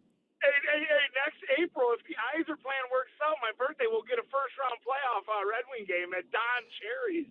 Hey, does Oklahoma City sweep either of these teams? Because they're plus 320 at minus 3.5 series spread. Yes, they will sweep the Knicks. By the way, did you send a happy birthday message to Mike and the OC, Tony? No, I just said happy birthday yesterday. We were discussing my Pistons ending Shaq's career as a Laker. I said happy birthday to Mike. That's true. That's a good job. Happy birthday. Hey, Dustin, keep us posted. I want to know how that party is. See, Tony knows you. See, here's the thing I don't understand. And watch, he's going to get mad, but you guys are going to have to deal with it. The party was announced. Dustin did my girlfriend, and we already have plans, can't do it. But to me, I knew, like, right then, I was just like, oh, well, he's lying. Now, they probably did have plans to go to San Diego. We had a hotel booked. They're gallivanting all over the country. It's a great situation for everybody involved. But he was, like, very steadfast. And then he started to waffle a little bit. I don't know what's happening with San Diego. There's a lot going on. And then he said to us, I'm 70-30 still going to San Diego. The next day, the San Diego trip is completely kaput. Mm-hmm. Like, what the hell? So what am I doing? Then he says on the air, well, I just heard Cody's going. He doesn't even know. He doesn't know Cody from Jeezy, my dog. But he said, I heard Cody's going, so I can't just let him hang. I think I have to go save him. Yes. Okay. That's a couple days ago. Then he came in yesterday and said, I can't do it. It's not happening. That's yesterday. Then Mike called up today. Dustin ridiculed, made fun of his get-together. Like the cool kid at the lunch table. Who do you think you are just having 3 people get together? You're beneath me. And then said, I'm not going to be there. And then I said, I think you're going. And he just laughed because he knows he's going. So what is the game of hard to get? I am curious. That's not what's happening here. San Diego was canceled for a reason. I don't want to give out that reason, but it was canceled for a reason, and that reason is why I will not be able to make it over to Hermosa Beach. By the way, the meetup is at noon. Were you aware of that? Middle of the day, noon, smack dab, lunchtime, like where you can get a tuna fish sandwich. Like that is a wild time to go meet up at a bar. The people who meet up at that time usually have a problem. Oh, so you are officially saying there's a 0% chance you'll be there. I'm not saying 0. Just saying. See, this is what I don't. Unlikely. This is, I love you, and I'd like to see you go because I think that's a good vibe for you. I know you're going, but there's a weird part of you, like a little kid inside, that was refusing to cave and just say, "I want to go. I would like to go." If I was available, I would consider going. But I'm not available, unfortunately. Well, then how come it's not 0%? Because nothing in this world is 0%. Oh, Tomorrow, now you're going existential on me? You're going like you're Immanuel Kant. You're going existential? My life, Okay. my life existing tomorrow is not 100%. It's also not 0%. All right, so you can't go, but you're definitely not going. I can't say that. I can't commit to not going. Dangerous territory. May I ask what's going to change your opinion? Ooh, it's just my schedule would have to open up, and it doesn't look like it's going to. That's the unfortunate thing. I don't believe it's going to work with my schedule. Here's the thing about my schedule. Here's the thing about my schedule. I know my schedule. Do you have control of yours? If the meetup tomorrow was at 6 or 7 p.m., I'd have a chance to be there. That's what I'd say. But let me just check the tweet from Michael in the OC. You were mean to him. You will admit. Well, I think he framed this in a very gross way. But he said it really well. He said, "What does it matter how many people? It's about the quality of people, not the quantity." But he claimed it was a big get-together. He claimed all these people would be there. If you paid a ticket to go to some concert, some festival, and you were told that all these great artists would be there and one of them was there, you'd want your money back. I feel like I was sold a false bill of goods from Mike. It wouldn't have changed. I still wouldn't be there. Do you not want to go? No, I actually would want to go. There you go. If I was available. And you don't know why you're not available. No, I know why. It's just not exciting, but like it's the reason why my trip was canceled, and it's what's holding me in LA for the weekend. And I cannot go. If it was 6 o'clock, I would be there, Mike. But I feel like at 6 o'clock, that party of 3 will turn into a party of 1. Well, I think it's kind that you at least admitted I'd like to go. Yeah, I would go. I would go. No, you just framed it like you're doing people a favor. I said I think it's kind that you want to go. Anytime I go anywhere, I'm doing everyone in that room a favor. I don't know what you're talking about. I'm a great time. I'm not disagreeing. See, you're trying to do some faux flex, and I'm literally saying I agree. I think you're a fun hang. So yeah, I would. You got yourself in a tough spot. A lot of hard to get. A lot of I can't go, but I can't say that I won't go. A lot of weirdness. But I'm proving. I will give you this. I am proving you right. If I was able to go, I would be there, which was your take all along. Right. If I could go, I'd go. How important is it to you to hang out with Cody? It's not about Cody. It's about Mike and my fear for others around him. But you're a big people in the industry guy. Oh, no, it has nothing to do about that. If you told me some random human being from like Kansas was cornered at a bar with Mike and the OC, I would think about going to that bar to help that person from Kansas get out of his grips. Still sticking to the savior and white knight theory. Yeah. Look, I've been on the wrong end of that one for a long time now. There is a lot of shtick that goes on this network about Mike, and I'm going to say something that's going to be very unpopular, and it's going to turn a lot of people off. And I apologize in advance. I like Mike, genuinely. I think he's a really proper, decent human. Not creeping on his wife, for what I know. Not creeping on his wife. He doesn't have time to do that. He's on hold all day. He can't creep on his wife. When will you work that into the schedule? I'm not saying there's reasons for it. I'm saying that it just appears that he's not. Good sportsman. Listen. Positive. Is he the greatest sports talk radio caller? I think that's it, yeah. I think it's a fair knock. If we're going to find a knock, it's a fair knock. But there's a difference between, okay, in 15 years, has he ever said anything? Well, the answer is no. But does he bring passion every time? The answer would be yes. I'll give Mike credit.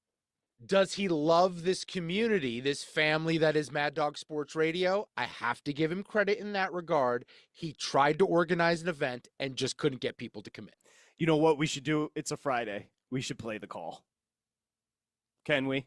Rome? Yeah. Yeah, let me text. We should put nothing. And those of you that haven't heard what I'm talking about, you haven't lived until you've heard this call. So if you are a Mike lover or you're a Mike hater, if we can find the call you will thank me later or thank me in the moment. One of the two. So again, the big guy. Here's what I can tell you, and then we're gonna move on to sports. I promise. Here's what I can tell you. On Monday, I'll open with, "How was the party?" And he will have an answer. It's like I know there's not a lot of humans on the planet I know better like the back of my freaking hand than that big oaf sitting in front of me right now. It's just 1 + 1. 1 + 1 equals 2, people. I wish I could prove you right. Because then I'd also get you out of your house after to go to dinner and hang out with me. Absolutely. Yeah, but unfortunately, I'm tied up. And I've never had that situation pop up in my life before. I've always been available. Right. Hello, you've never had a girlfriend, so you now have things to do. That's true. true. You now have things to do. And the thing I was supposed to do was be in San Diego, by the way. Right. And that was your call to cancel the trip. It was mutual and situational. Well put, big guy. See, you are getting good at this boyfriend thing. Well, she's listening, and I don't want to get in trouble. Listen. She would be the only reason if she came that I might come out. I've seen enough of you. I've seen enough of you. If we're being you get completely plenty. Honest. You get more than you bargained for. Anyway, I'll leave that one alone. We are going to try to find the call, and I call it the call because it's the call of all calls. And we'll tease you with Isaias that. has it. You have it. All right. I don't even want to wait. Was it our guy in Brooklyn? I believe it was Frank in Brooklyn called in and said, "Did you hear?" It was during the pandemic. Let me just explain this really quickly, and then we'll move on. Yeah. So if you think that Mike in the OC only calls Mad Dog Sports Radio, you'd be wrong. You've heard of the name Jim Rome. He's one of the pioneers, one of the greats in the history of sports talk radio, regardless of what you think of him. But he doesn't trifle people. He can read you really quickly when you're on the phone. And I think he got a feel for Mike in the OC when Mike made this call. And here is how it went. Got a moment, and I'm efforting Jamal Murray. I think that I will go to the phones rather than start a full-length take. Let's go to Orange County. Mike. What's going on with you, Mike? How are you? Jim, how you doing? Good, Mike. How are you? Good, man. It's hot out here. Is it in the OC? Dude, so hot. Hot for me, man. I've been out here since 1969. This is definitely a hot stretch. Hey, Jim, listen. Lakers tonight. I've been a fan since, 1970, whatever it's been. All the great duos, Jim, we've always won, right? You go back to West and Wilt and Kareem and Magic and Kobe and all the great duos have won with the Lakers. It's Shaq and AD's turn. They have to uphold the legacy. There's a lot of pressure on them. I mean, and LeBron knows it too. There's a Laker legacy. There's a history here that we have to maintain. This is going to be difficult, though. No home court advantage, the bubble, everybody's playing well. It won't be easy, but if he does it, it would be incredible. One of the best accomplishments in Laker history, I think. No doubt. Thank you very much, Mike. I'm going to agree with you. Alvin, help me out here really quickly. I'm going to agree with you. I think that is their biggest challenge to date. You're right. For, quote, Shaq and AD. It's Shaq and AD's turn. It is Shaq and AD's turn. It's Shaq and AD's turn. You want to talk about a couple of twin towers, a couple of 7-footers. Imagine having to deal with the likes of Shaq and AD. It's Shaq and AD's turn. You know why that'd be so amazing? Shaq would have to come off the set of TNT to run with AD. It's Shaq and AD's turn. This guy just said it's Shaq and AD's turn. What, Kareem didn't want any of that? It's Shaq. It's Wilt and AD's turn. It's Shaq and AD's turn. It's George Mikan and AD's turn. It's Shaq and AD's turn. Dude, you did not just say that. Wow, man. Go get him, big game James Worthy. It's Shaq and AD's turn.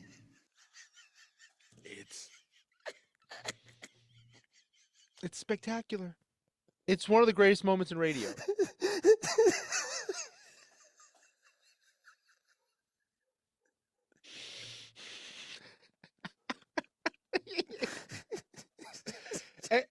Every step of the way, it got worse. He's dying. He's got tears in his eyes. I'm crying. Look at you.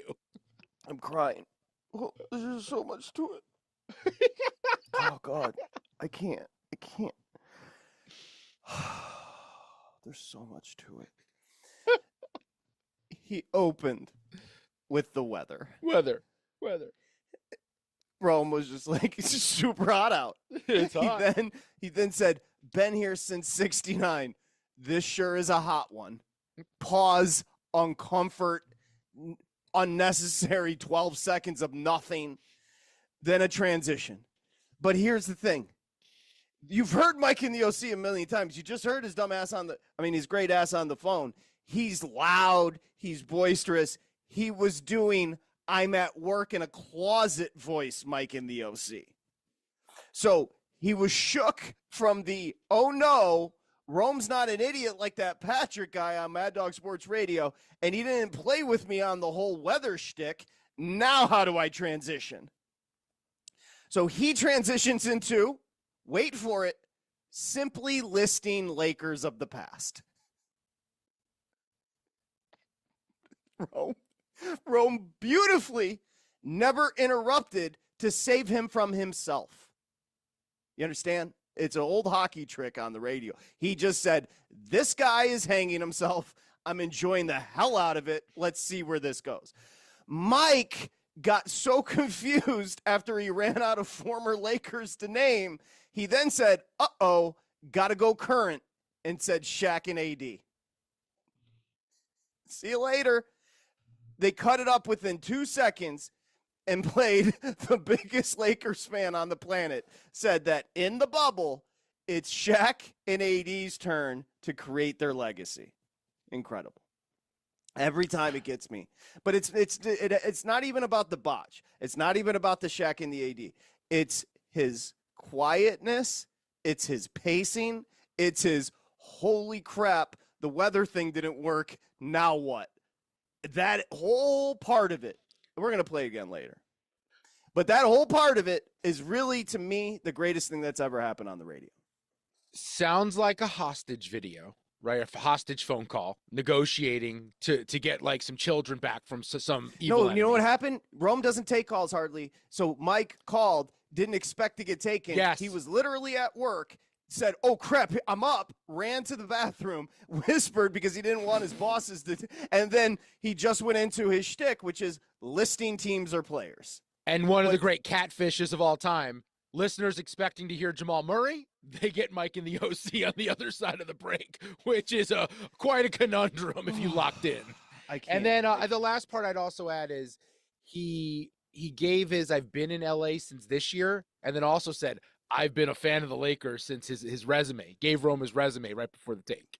But the problem with giving your resume as the greatest Laker fan of all time, you want to make sure you know who's on the team. It's a botch. It's not a good look. VSiN Live, Mad Dog Sports Radio. This live on Mad Dog Sports Radio with Patrick Meagher and Dustin Swedelson.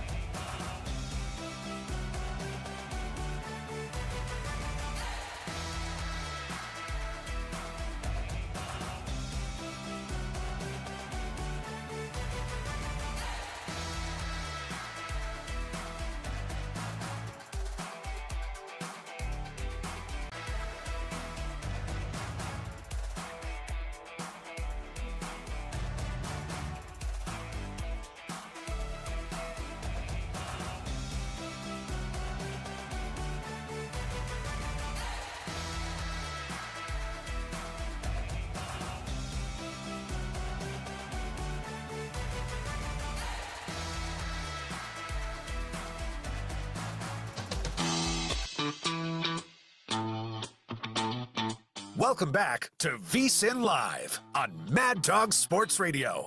Here's Patrick Maher and Dustin Swedelson. Yep, VSiN Live, Mad Dog Sports Radio. Every game of the 2025 Major League Baseball season is on SiriusXM, including the hometown announcers on the SiriusXM app. Coming up tonight, 10 Eastern, listen to a rematch of the 2024 World Series with the Yankees as they take on the Dodgers on Sirius 85, XM 187 in the car, and the SiriusXM app. And for the best baseball talk all season long, listen to MLB Network Radio, SiriusXM, Channel 89 in the car, and on the SiriusXM app. Now, speaking of baseball, shout out to Steve Torrey. His Bronx Bombers are in Los Angeles to take on the Dodgers, two of the best teams in baseball. Did you know, and we gave you this nugget yesterday, even the big guy, Mr. Baseball, his head was spinning when I told you the last 100 games, who's the best team in Major League Baseball? Back to August of last year. The answer, the Detroit Tigers. They have a better record over the last 167-33 than the Yankees, than the Dodgers, than the Metsies, than the Colorado Rockies, than anybody in baseball. The Detroit Tigers, Dustin. That is something. Hey, they're 37-20, and that division's been actually good. You've got 3 30-win teams behind them in Cleveland, Minnesota, and Kansas City, all above 500, but the Tigers are the class. Tigers are the best. They have the best pitching. The hitting's come alive. They have a great manager, and they're built for the postseason. I think they're a dangerous team that might actually be built better for the playoffs than they are in the regular season. I agree. Ford tough. They're built tough. That division stinks, by the way. The most boring baseball on the planet. Indians, Twins, Royals. Hey, that is about as bad as it gets. Now, we do have a great series, and our buddy Twizzy is actually going to the Dodgers hosting the Yankees tomorrow. That's the reason he can't go to the party. But we do have a game tonight, and it's Freed on the bump for the Bombers v. Goslin for the Dodgers. But something very rare is taking place in the market tonight, Dustin. Yeah, the Yankees on the road with Freed on the bump, minus 142 favorites in Dodger Stadium, plus 120 on the Dodgers and Gonsolin. The total is set at 9. And this is historic because the Dodgers are a home underdog for the first time in over a year. And the last time they were home underdogs was May 5th of last season versus the Braves. Who was the starter? Max Fried. Ooh. Dodgers won the game. Dodgers won the game 5-1. I think that's the big piece there, is that it's a value play on the Dodgers. Well, Max Fried has been spectacular, Cy Young favorite in the mix in the American League. He's been awesome since coming to the Yankees. Plus money on the Dodgers doesn't happen very often, especially at home. Hasn't happened in a year. And then the other fun fact about this game, it'll be the first time a game had 3 former MVPs in each batting order. On one side, the Yankees have Judge, Bellinger, and Goldschmidt, and the Dodgers have Ohtani, Betts, and Freeman. That big 3 for the Dodgers, though, they're not good against Fried. 167 average, just 6 hits, 16 strikeouts, and a 500 OPS against one Max Fried. But it's a World Series rematch. Maybe this is the series that baseball needs to get the season going and give us a little juice. I don't want to say it's an auto play, but if you're getting the Dodgers at home at plus 120-ish, you have to bet them. I agree. Because the Yankees are on a West Coast swing, right? They were just at the Angels, traveling up to Los Angeles, take on the Dodgers. When you're out of sorts, out of your own bed, you're on the road for that trip, and now you're facing a team as talented as the Dodgers, I would consider the plus 120 on LA for sure. That would be the way I'd go there. It's a hefty price to lay. It's not like Max Fried is minus 120 or minus 110. He's minus 142. That's a pretty big price on a guy on the road at Dodger Stadium. What's the price? What's the total? 9. Ooh, pretty big total for Fried. Yeah, maybe the first 5 total would be the way to go. Let's see. Where's my first 5? I don't know where they go. Okay, so that series opening up tonight at Dodger Stadium, which is just classic. Listen, you could argue they're 2 best teams in baseball. I would obviously throw the Tigers in the mix, but I don't have a problem. We had Spreitzer, who does his power rankings, come on and tell us it was the Yankees. Obviously, the Dodgers dealing with some injuries and have underperformed this year, yet they're still in first place in the toughest division in all of baseball. Yeah, look, they're 34-22. They're up 2 games on the Padres. They're up 3 games on the Giants. They're up 7 games on the Diamondbacks, who I may just have to admit I'm wrong about Arizona. I thought Arizona would turn it on. They have not done so. But the other 2 teams, the Padres and Giants, have been awesome. And the Dodgers have actually underachieved with a 60% win percentage. They're only going to get healthier. They're only going to get better. They're also a team that's ultra aggressive when it comes to adding in season. And the market believes that. You can't get value on them. They're minus 600 to win their division. Ohtani's now laying a price to win MVP. It's off the board right now. No, it's back on the board. He is minus 225 to win the National League MVP. It's May. You can't lay that big of a number where you're not going to collect till around Thanksgiving when the awards are given out. Everything says that the Dodgers are going to turn it on and be that historic team we expected them to be. They just have to get guys back off the IL. What time's that game start tonight? It is, let me go back 7? to the main page here. By the way, they're plus 280 to win the World Series. Under 3-1 to win the World Series. That's a crazy number. And the game begins tonight, 7:10. You going to make your way out there? Yeah. Yep. Anything else baseball-wise you wanted to cover here? Yeah. You mentioned the Colorado Rockies. Not great. They have not won a series all season, and this was put out by DraftKings. How much you'd be up rolling over a $100 bet fading the Rockies in every series this year? You would be up $23,973 by fading them every series this season. So they're what are they? They've got 9 wins on the year? Yeah, the question is, can they last year the Chicago White Sox, I want to get it right. I believe it was 41 wins for the White Sox a year ago. Yeah, the White Sox beat it was the worst of all time in the AL, right? Because the Tigers back in the 03, I believe, were 42 wins. Yep, 41-21 when it comes to the White Sox a year ago. The question is, are the Rockies worse? And right now Colorado's 9-47, and they beat the Yankees last Friday. That was the last time they won a game. And prior to that, it was a couple Saturdays before. I mean, they are going long stretches in between victories this year. If I told you I set the total of wins for the Rockies at 39.5, would you go over or under? 39.5? Yeah. And they have what right now? 9. And we're 2 months in? Yeah, let me see if they have an updated win total, if it's live right now with the games going on. I don't think it. I mean, I'd have to say, I just my initial blank would be to say under for the Rockies there. They're the worst team in the history of baseball. I mean, and not getting better. They're up against it. They're up against it playing in a ballpark where it's impossible to pitch. You do have an obsession with that ballpark, I will say. Yeah, I don't think it's feasible to have a consistent winner if you're the Colorado Rockies. You'll never add a big-time pitcher in the offseason unless you offer, I don't know, $500 million. It's about the only way you'll do it. And they don't have the talent offensively right now to go shot for shot with anyone when they come to town. It is, and this is a team, they've been to a couple World Series in our lifetime. When they first burst on the scene with all those guys they had in the 90s, they were fun, they were awesome. But they're completely one-dimensional, and sometimes it's not their own doing. It's just a reality of where they are and the altitude they play in. They were in the World Series. Oh, good gosh, not 2007. Yeah, was it 07? I was in New York at the time. Yeah, 07. They lost. Can't remember who they lost to now that I'm thinking about it. It was only one World Series. It was the Red Sox.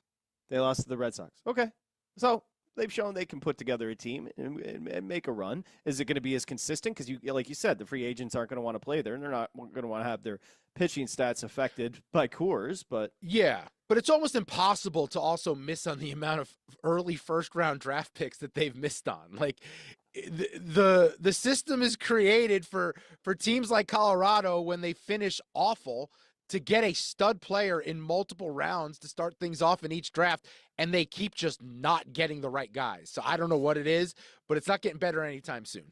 When we come back, the Jets and Aaron Glenn have introduced something very interesting to help the organization. We'll tell you what that is and get into the NFL. It's VSiN Live, Mad Dog Sports Radio.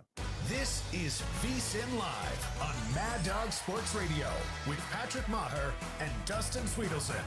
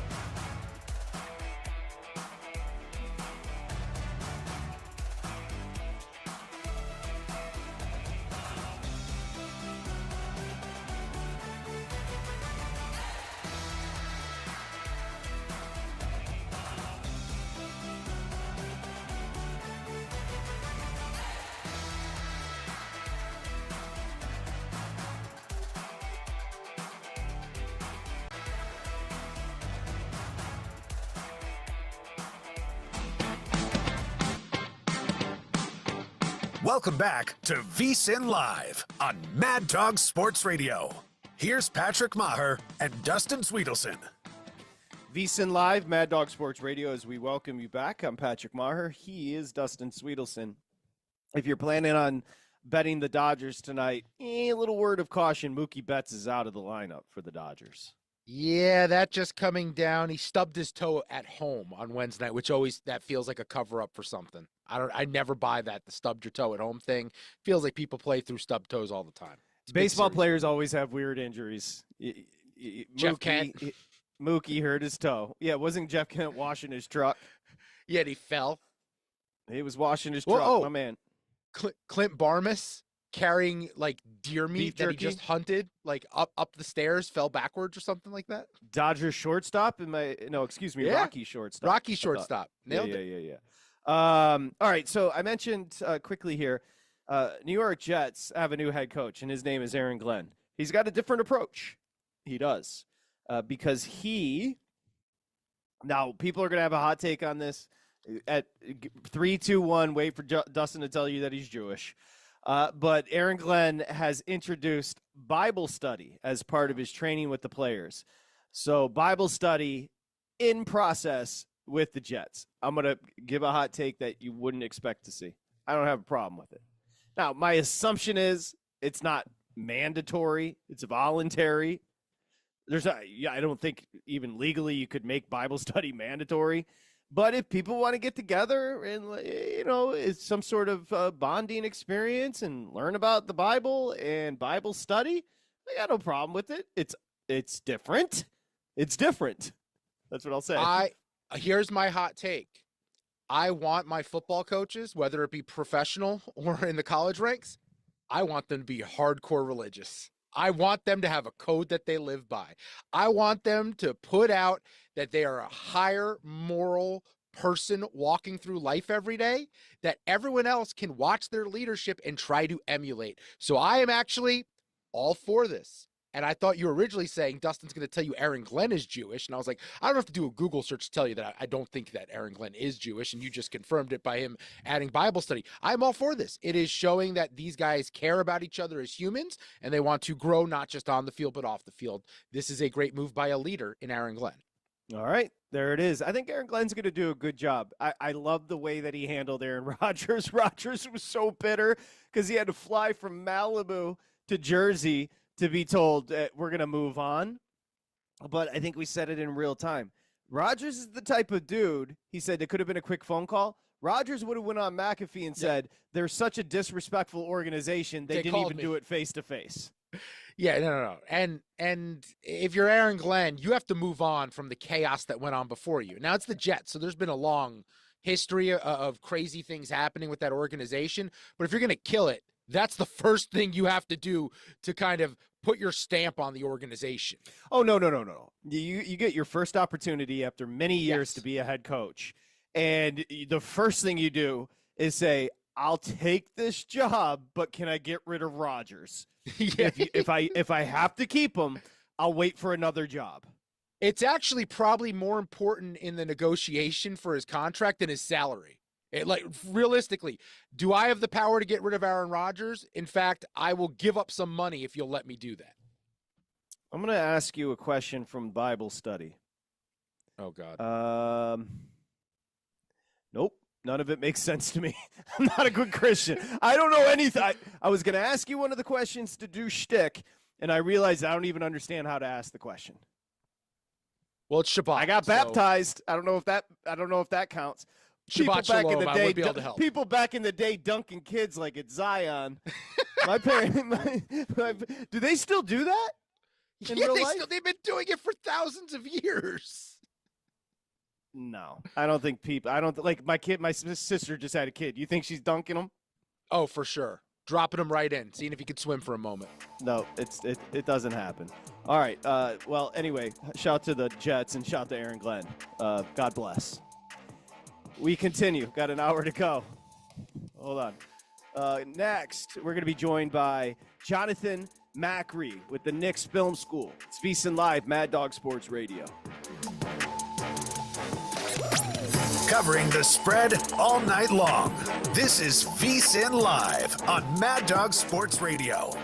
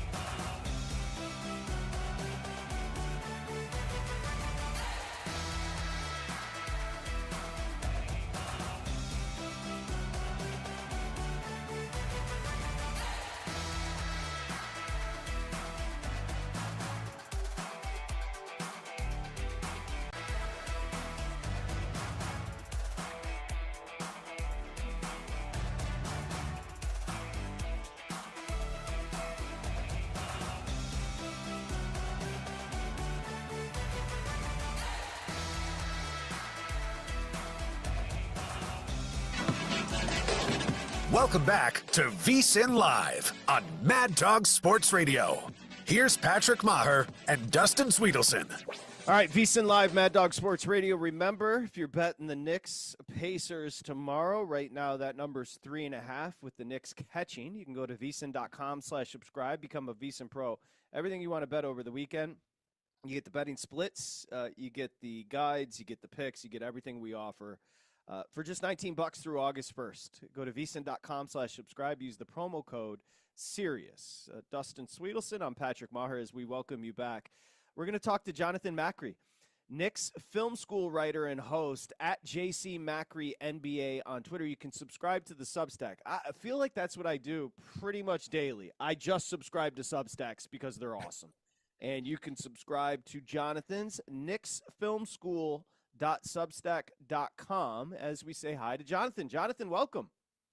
I don't know that I've ever gotten an intro with the specific Substack address, so I really appreciate that. That was really nice of you. Thank you. No, dude.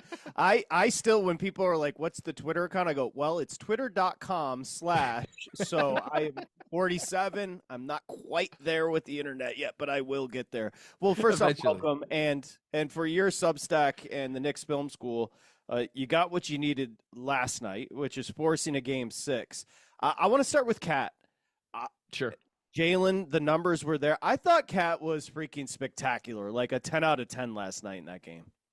Yeah, and look, I want to start by at least acknowledging the benefit that he gets or he has gotten in this series, which is he gets to start off as the solo guy with Brunson on the bench at the start of the second quarter and at the start of the fourth quarter, which just so happens to be when Tyrese Halliburton is on the bench. So it's like it's such a great series because there's so many different aspects of it that you could sink your teeth into. So for instance, Cat, his defensive numbers all series long have been really, really good. And actually, if you look at the Knicks playoff numbers as a whole, I'm already getting into the weeds, but like the Knicks are so much better with Cat on the floor defensively. His defensive on off numbers are actually the best on the team, which I know if you're watching, you're like, how is that possible? This guy, he fouls all the time and this and that. But there's been a bit of lineup luck in this series with who he gets to go against. That said, you only face who's your opponent on the other side of the floor, and he is going out there in these stretches against these Indiana backup units, and he is dominating. And I thought his stretch at the beginning of the second quarter in particular was arguably the most important of the game because it was when the Knicks really got some separation. And the thing about Indiana, like, look, they're a very good defense. There was a lot of talk about whether or not, were they going to guard him with Turner? Would they try to stick Neesmith on him? Would it be Siakam? None of these guys could guard Towns one-on-one. And until Rick Carlisle decides to, liberally help off of whether it's a Josh Hart or it's a Mitchell Robinson to put two on the ball when Cat has it, I don't anticipate what he's doing now to stop. So it was a really good performance. And as always, it comes back to defense. And I thought defensively, he was good enough. Let's just say that. Yeah, and offensively, Jonathan, he's owned the Pacers all year long. He kills Miles Turner. And he's a guy who, I mean, myself included as a Knicks fan, was kind of hard on over the last 7 to 10 days here where he just becomes frustrating. Another guy similarly was hard on, was already hiring Michael Malone to take over for him, was Tom Thibodeau. What have been your takeaways from what you've seen in the growth of one Tibbs throughout this Pacers series in the Eastern Conference Final? It's wild because, the best compliment you could give Tibbs, right, is that he treats every regular season game, or it doesn't matter if it's a regular season game in October or game 7 of the finals, he treats it all the same. And that's a good thing in general, I think, and it obviously leads to a lot of regular season wins. But I think one criticism a lot of Knicks fans had during the season is, okay, well, if you're going out there and you're trying to win every game, that by definition means you're not maybe doing as much experimenting as you otherwise could do. So, for instance, with the switching defensively, we did not see that a lot. The Knicks switched less than any defense in the league during the regular season. As far as lineups go, needless to say, Tibbs likes to keep a short leash. He likes to play his starters a lot of minutes. So coming into this series against this Pacer team that flies up and down the floor, and you need these extra bodies, it took him a little while to get there. And it took him putting Campaign in the doghouse. And look, Campaign earned that because he hasn't really done much since game 1 against Detroit. But I think he's really found something with this Shamet. I'm going to call it a Shamet-led group, even though it's not like Shamet-led. But he's the guy that's standing out the most. And I think the biggest thing with Landry is he could come out, he could make some shots. But more importantly than that, the combination of him and DeLon Wright, who has for a decade been known as a defense-first player, they get into these Pacer offensive sets, and they just, are they any kind of stoppers? No. But as long as you disrupt their flow, that might be enough. And that's, again, it goes right in hand, what you talked about with Towns and the success he's having, and then being able to create some separation during these minutes when Jalen Brunson is off the court, which has been the most important thing for the Knicks, really since Jalen Brunson got here. Jonathan Macri, Knicks Film School writer. You can get the Knicks Film School podcast wherever you get your podcasts as well. Find out about Game 6 leading into it by listening. You and I were talking. I lived in the area that you lived in. When I lived there, it was like David Lee. There wasn't a bunch of juice for the Knicks. So I say that to ask you, like, what is this team, this iteration? Is it completely taking the city by storm? Is everybody into it? Is it a team that's liked amongst New York City Knicks fans? I don't know how to answer that only because of this. So what I do, which is going live right after games and taking, comments from, from people watching and whatnot. I often deal with the most diehard of fans. That's kind of who Knicks Film School caters to. And I think for diehard fans, this season has been defined, or this team has been defined by what they aren't more than what they are, which is to say they are not last year's team. Last year's team was so beloved, and it was beloved not because of how great they were, how perfect they were, but because of their imperfections and because they overcame those imperfections and pushed themselves to the ultimate limit. And it was a group of guys that you always kind of knew what you were going to get from, Hartenstein, DiVincenzo, Hart in the role that he embodied last year. So on, obviously Jalen Brunson goes without saying.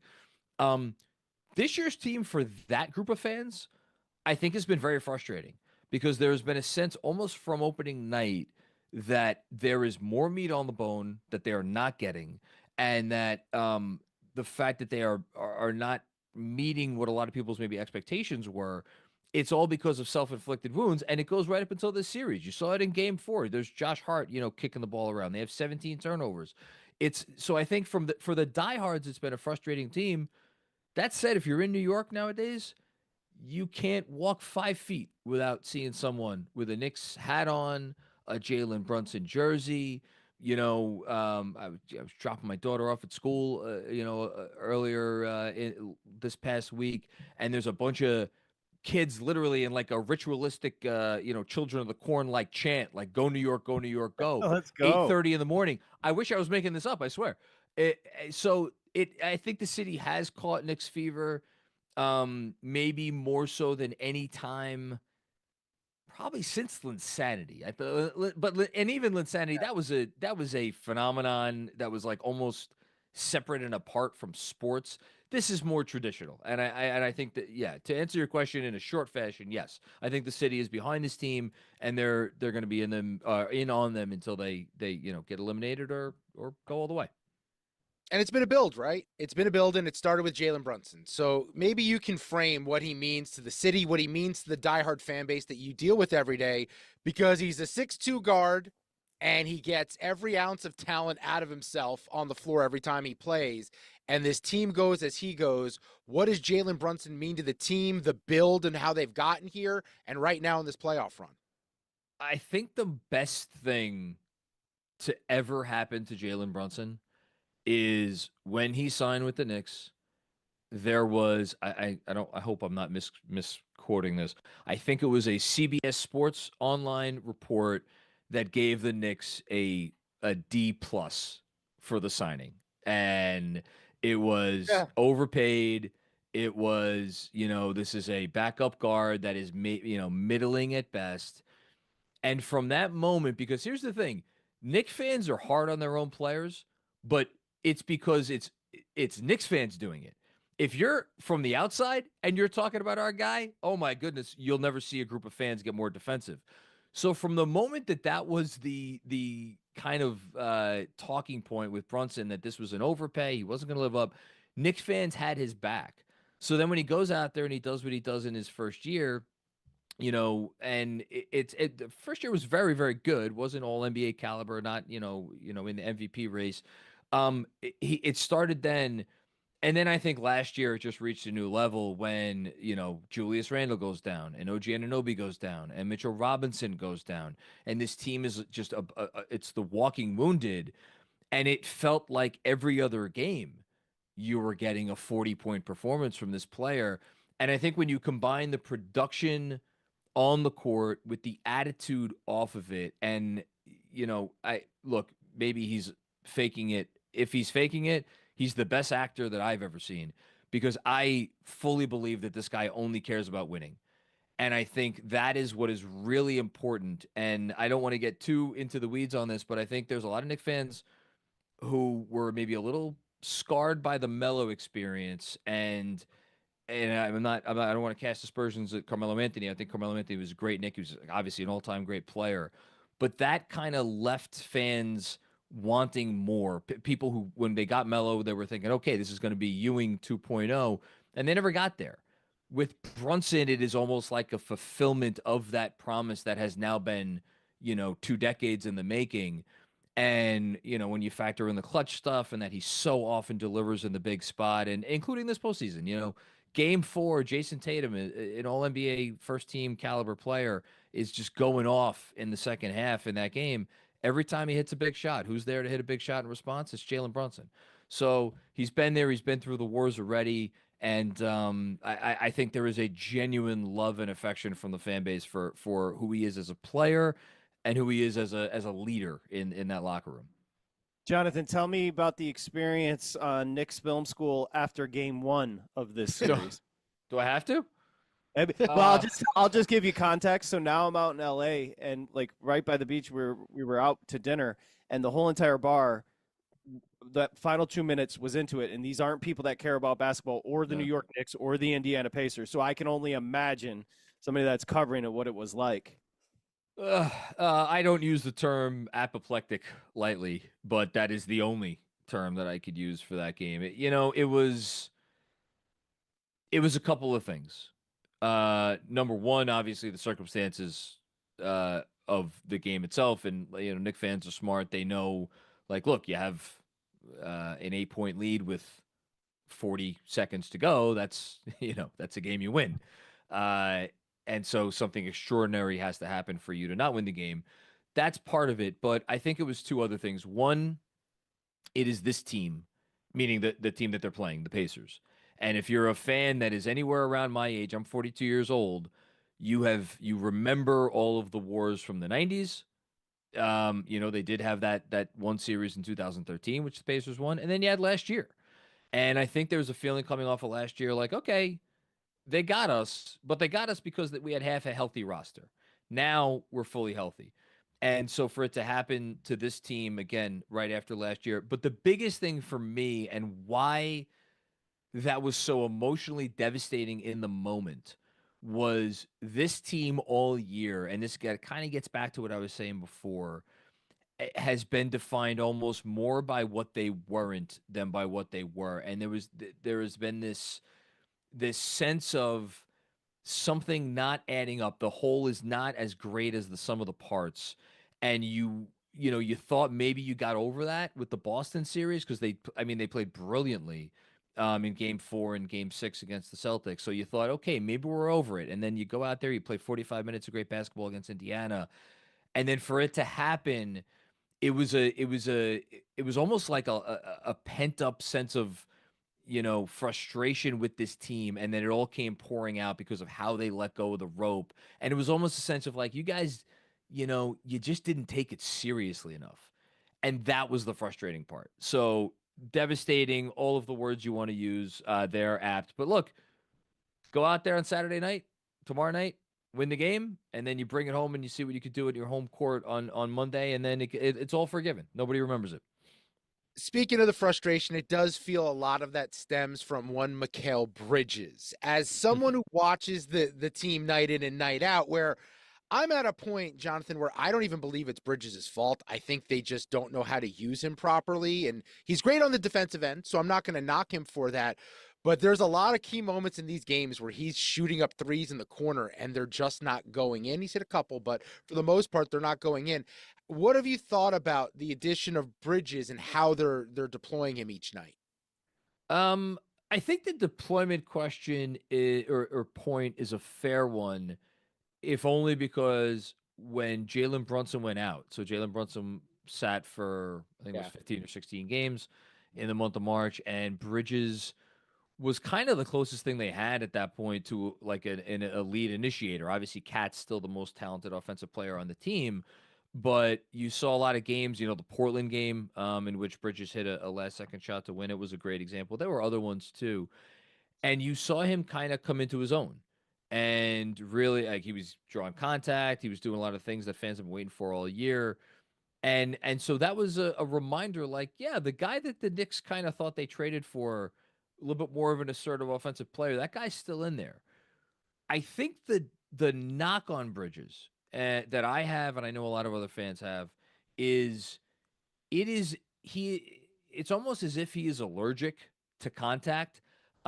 Famously, he played in total, I think it was 10 games against the Boston Celtics this year. Took one free throw in those 10 games. In this series against the Indiana Pacers, I'm pretty sure he's taken 7 or 8, something like that.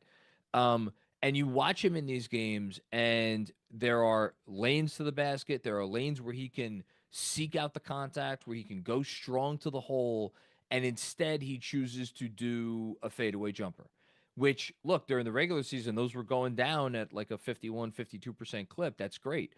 They haven't been going down quite as regularly in these playoffs, and especially in the early portions of games. He's been great in fourth quarters, which is why I think he's gotten kind of a pass. But I think too often there is a sense that, again, this theme of like leaving meat on the bone, he could be doing more to help himself for as much as the scheme and how he is used maybe could be doing more to help him in that respect. All right. Well, it's time because we're going to be betting the game tomorrow. So you're going to help us. Nobody knows the Knicks better than you, Jonathan. They are catching 3.5. Obviously, if they come back for a game 7 to the Garden, they're going to be favorites. Everything comes down to game 6. What are your thoughts? My thoughts are they found the formula in game 5. And I want to make sure I couch that with like, look, this Pacer team is good enough offensively where they could be playing the best defense in the league. They could be playing Oklahoma City, which look, they may be playing in a week or so. And if they are on, no one can stop them. You know, if Tyrese Halliburton's taking and making step back threes, if their other shooters are hitting shots like they did famously in Game 7 at the Garden against the Knicks last year, you can't really do much to prevent that. That said, the Knicks found a formula that I think works for them, which is, you know, is it a full court press? No, but at least Mikal Bridges is showing, token coverage there in the backcourt, so that Tyrese Halliburton just doesn't get to whiz up the court and get into his actions with 20, 21 or 2 seconds left on the clock. So I think that's a big part of it. We talk about Brunson, hedge and recover. Well, you actually have to hedge and you actually have to recover. He wasn't doing that for 4 games. He did it last night. It's Karl-Anthony Towns with active feet, active hands, being a little bit closer to level, being active, being aware. And then I think more than anything else, it is, yes, it's the whole bench. It's Shamet, it's Delon Wright, and I understand he's starting now, but Mitchell Robinson going out there and doing what he did in the third quarter of Game 5, which is absolutely wrecking the entire one side of a basketball game, almost single-handedly. And getting up into Miles Turner so that your dribble handoffs or what have you are not just easy. You are challenging everything. Anything the Pacers are doing, they at least have to think twice about it. And I think because the Knicks did that, it was a big reason why the Pacers turned the ball over 20 times. It was their highest turnover rate in the playoffs that they've had, and it's one of the highest turnover games they've had in the last 3 months, which, not coincidentally, one of the lowest scoring games they've had in the last 3 months. That's how they win this game. Offensively, look, they've been able to score all series long. There's no one on the Pacers who could stop Karl-Anthony Towns. There's no one on the Pacers who could stop Jalen Brunson. So they can score. They will be able to score, and I trust they will score. It is about, do you go out with the same defensive approach? If you're telling me the line is 3.5, I will take the Knicks. I can't sit here and say they're going to win, but I would be shocked if this is not a nip and tuck game down the stretch. That's confidence, big guy. Jonathan's got your back. That's what I thought stood out for me about the Knicks yesterday. Every passing lane, they jumped every pass. Yep. They were just so busy defensively, and obviously it was desperation, but they were just electric defensively. But one other small thing schematically. So you're starting Mitch and Towns now. What does that allow? That allows OG Anunoby now he's not on Pascal Siakam. Now Karl-Anthony Towns is on Pascal Siakam. It allows OG Anunoby to go guard Andrew Nembhard. Andrew Nembhard's a nice player. He has had a rough offensive series. That is allowing OG Anunoby to play off his man and get into those passing lanes, be there in help ahead of time as opposed to behind, the secondary or the tertiary action. So all these things kind of factor in. It's, do you play with that intensity though? Because if you're not going to play with the intensity you did in Game 5, none of this is going to work. It's all smoke. Well, real quick, let's say they lose Game 6. Last year, the injuries did them in. This year, they get past Boston. They're in the conference final. You look back on the season. Is it or is it not a success? Oh, man. I've been putting off thinking about that question. I think it's not going to feel like a success. I think with a little bit of time, I think you would have to say yes. Is it a massive success? No. Because if they lose to this Indiana team, especially with the way Game 1 went down, it's like it's going to eat at you. It's going to sit with you. But we know from a long, time of NBA history that when you make the changes that the Knicks made in this past offseason, oftentimes it does not happen in year one. The most famous example, obviously, is that the Miami Heat team with Wade and LeBron and Chris Bosh that kind of, evaporated into thin air in the finals before our eyes. I'm not this Knicks team is far from perfect, and they've had a lot of frustrating moments. But I think to get this far, to dethrone the defending champs, I know this: you will not be able to say the season is a failure, regardless of what happens tomorrow night or Game 7 or however long they make it. I feel a little bit funny calling it a success, but I don't think it's a failure. So I'm kind of giving a non-answer, but that's kind of where I'm at. Would they win a game against Oklahoma City? Yeah, I think they'd win a game. I would probably pick. Who would I pick? Okay, I would pick. I was. My first thought was okay. You know what? I would. Ooh, 6. I'll take it. I always try to be glass half full. I might go OKC at 6, maybe even OKC at 7. I just think this team. Look, let me say this about OKC, and again, we're talking about getting way ahead of ourselves. Their first game against Oklahoma City for 3 quarters, it's probably the best performance the Knicks have had all year. They were brilliant against Oklahoma City, and then they kind of, let go of the rope in the fourth, and then they were terrible in their second game against Thunder. But I think they can play with this Thunder team. I mean, look, I'd love the challenge, but yeah, I would pick at the end of the day, I would pick Oklahoma City to win that series. Well, for Knicks Film School, I hope it's Knicks in 7 and championship. How about that? Jonathan Macri, Knicks Film School, Substack as well. No need to give out the full URL here. And Knicks Film School, wherever you get your podcast. Enjoy the basketball. That was fun, Jonathan. Thank you. Thank you so much, guys. Appreciate you having me on. Okay, thanks for joining us. So that is now we had Matt Moore on not too long ago. He felt like an Indiana blowout was on the horizon. Jonathan is a fellow Knicks fan, as you are, and he said they figured something out in Game 5. It's what it felt like, at least defensively. It just felt like Indiana wasn't able to do what they had been doing against the Knicks for this series. But Carlisle's a good coach, man. I feel like that guy makes adjustments. They're going to look a little bit different, and then the Knicks are then going to have to adjust to the Pacers' adjustments. That's the chess game being played here. But I just think when this team's conditioned the way they are, how competitive they are throughout the regular season, I can't see them getting blown out with the season on the line. I can see them losing, but I think it's a competitive game in the fourth quarter. They're in this with a chance to win. Hey, Isaiah, Carlisle clip 2. You just mentioned Carlisle.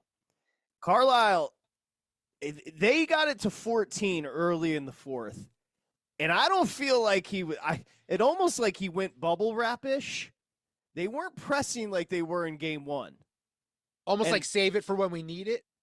But it's almost like he could tell his team just didn't have it. Here's Carlisle talking about the way his team played. Everything gets more intense as a series continues to evolve, and it's great competition. We weren't at the level compete-wise that we needed to be. All right, Brunson 5, Isaiah. So it's a Game 6. The big guy, of course. Knick fans, very excited. Jalen Brunson, he's back. We had buried him, and Brunson said, "Yo, we're gonna have to bring it for Game 6." Tomorrow, watching film, getting better, and then being ready to go in Indiana. As soon as the ball is tossed up in the air, gotta be ready to go. That's our mindset. That's our mentality right now. I hear you, He's brother. so boring. I love it. He's so boring. All he cares about is winning basketball games. He gives you nothing.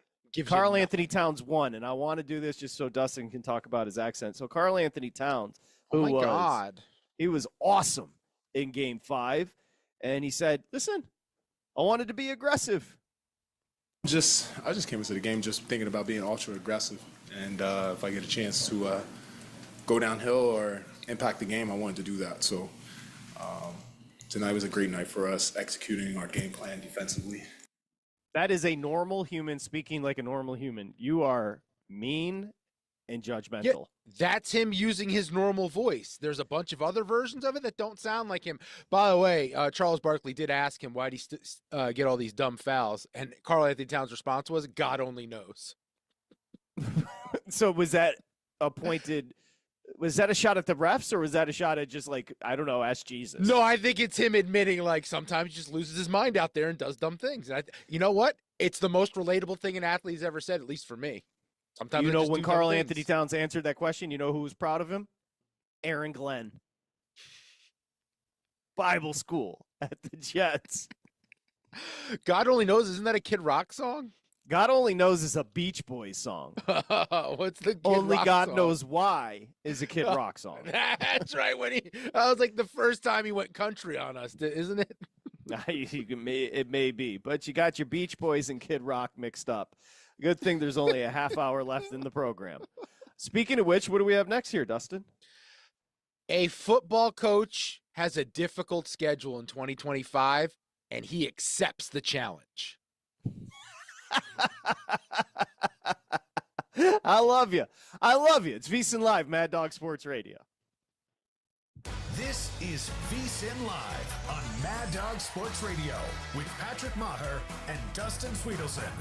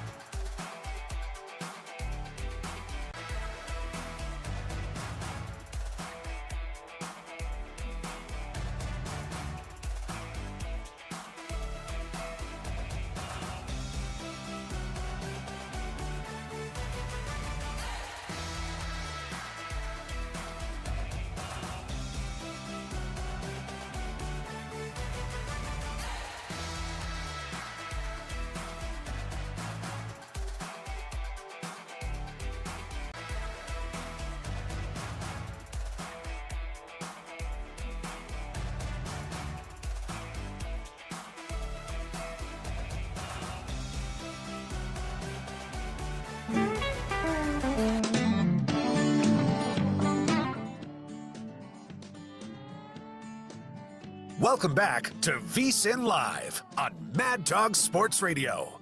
Here's Patrick Maher and Dustin Swedelson. All right, VSiN Live, Mad Dog Sports Radio. A little country from Jacob coming back. Excuse me. Freudian slip from Isaias Ramirez. Yeah, shut up, Ryan. Ryan running YouTube at VSiN Live. That was wild. And that is a genuine apology to Isaias. But Dustin, you did mention going to break, a certain football coach in the NFL is bitter about his schedule, but that is not generally how this man reacts. He doesn't get bitter. He's not bitter at all. He should be bitter is the problem. The Detroit Lions have the third hardest schedule in 2025 based on all the data that's been out there. The Giants are number one. The Bears are tied with the Lions, technically for the second hardest, but listed third here on my chart. And Dan Campbell don't care. Put whoever's in front of him as the opponent. He wants to knock him down. This is what Dan Campbell has said about that difficult schedule for the Lions this year. The message is the same it's always been, man. There's no room for complacency.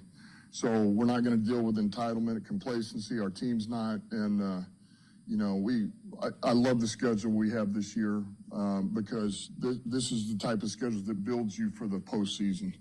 Like, man, you better be on it. And we're going to get tested early and often and all year long. And it's freaking awesome. It's really how you want it. So we'll be ready to go when the time's right. That's my coach. Win total. That's my coach. 10.5, by the way. 10.5 win total. Have you No, looked they're at going the to Lions? have it down. They're going backwards this year, unfortunately. Can we just the start? He's talking about getting tested right away. At Green Bay, home versus the Bears, which will be totally different looking, where Ben Johnson knows your secrets.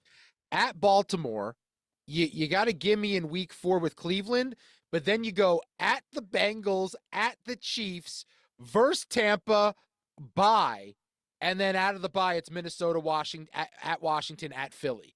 That is it. Look, that is a tough 11-week start for the Detroit Lions. It's hard to think of an organization falling ass backwards into a legit coach and culture setter and a guy that's going to be there for as long as he wants, like the Lions fell into Dan Campbell. This is not a joke. They wanted Matt Campbell. Matt Campbell coaches at Iowa State. In his introductory press conference, Dan Campbell was so uncomfortable. First off, he bumbled and stumbled. He's talking kneecaps. And then he said, listen, I know you got the wrong Campbell. He literally admitted they wanted Matt Campbell. And he has now turned around and is shaping up already to be the greatest head coach in Lions history.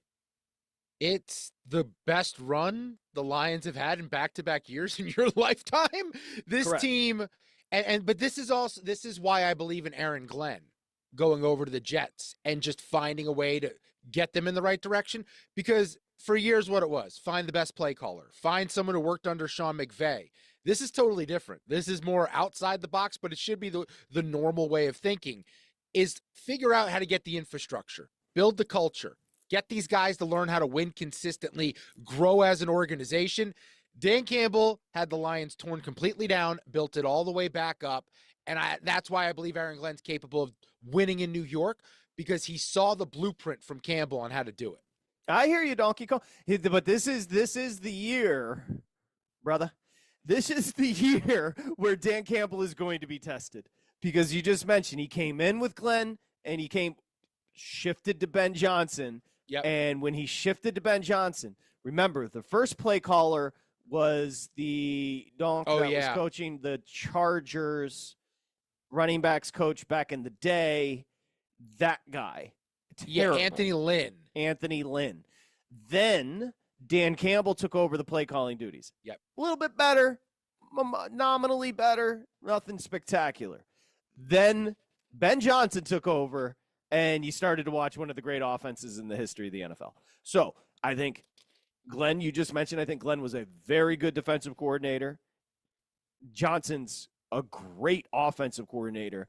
That's complete turnover at the two most important coaching positions. Now, again, I'm not belittling what Dan Campbell does and what he's said as far as the culture, but you got to make plays, brother.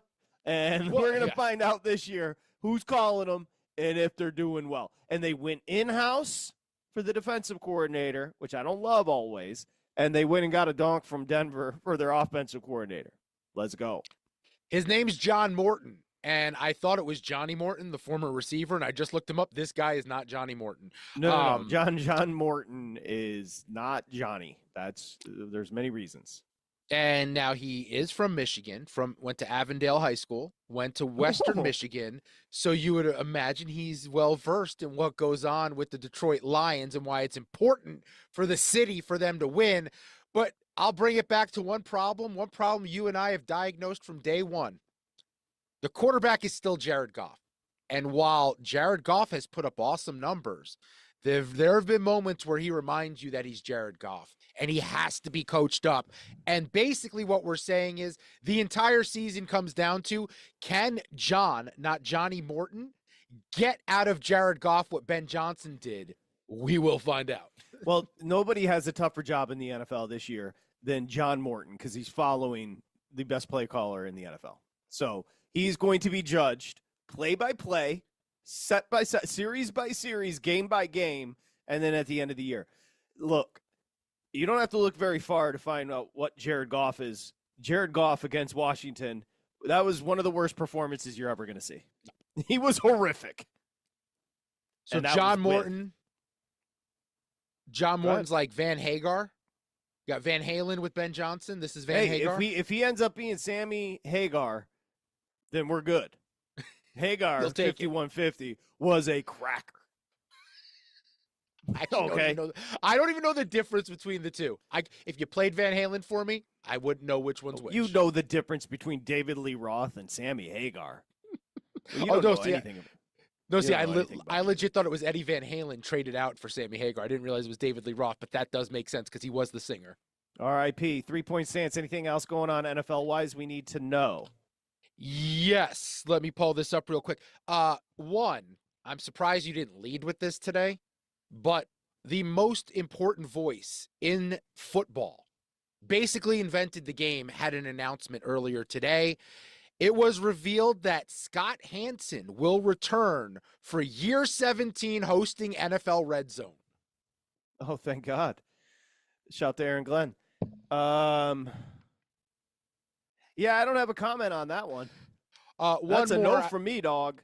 One more I'll give you. I have a few more, but one more I think that jumped out to me is, we've been doing the will they, won't they, the Steelers and Aaron Rodgers, when we all know they probably are doing it behind the scenes here.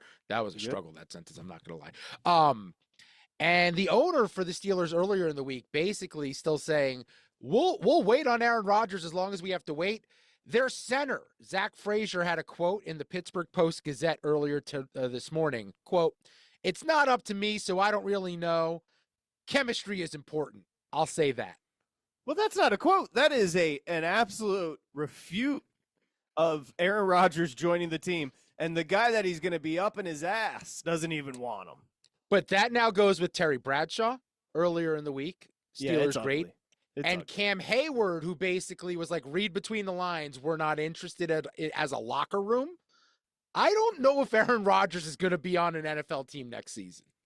It's ugly. I would agree with you. That is the Aaron Rodgers situation. I think, honestly, and I mean, we talked about it a little bit yesterday. Go Will Howard. Don't look back and just see what the kid's got. I think he's legitimately got the right attitude. We read the quote yesterday about this team needs grit, and I'm about to do this. He played a ton in college. He's got an NFL-ready body. He's not going to get, knock on wood, not going to get hurt. I think the kid's ready. Best case scenario, Will Howard, you find out, is a quarterback who can take you to the playoffs. Worst case scenario, Will Howard stinks, and you finally have the tank season that the Steelers have never been able to do because Mike Tomlin always has them above 500. You, as an organization in today's NFL, you have to lose to win. They've won too much to get a draft pick high enough to get a game-changing quarterback. It's a win-win if you roll with Will Howard. He's good. All of a sudden, you found lightning in a bottle in a late-round quarterback who can take you to the playoffs. Will Howard's horrible. You'll have a top 3 pick to take a great quarterback in next year's draft. 97 days until the NFL is upon us. Anything else happening? Yes. Let's also add there was a trade earlier today. It's being finalized as we speak. The Eagles are working on a trade to send edge rusher Bryce Huff to the San Francisco 49ers. Huff signed a 3-year deal with Philly last year, 10-sack season with the Jets in 23, was banged up with injuries a year ago. But this is a San Francisco team in a rebound season where they lost a lot of pieces via free agency on the defensive side of the football. Huff potentially could fill a lot of that void that they were looking for from the edge rusher spot. So this is a big trade in the NFC West. Yeah, I'm hoping I can sleep tonight. Anything else? Yes.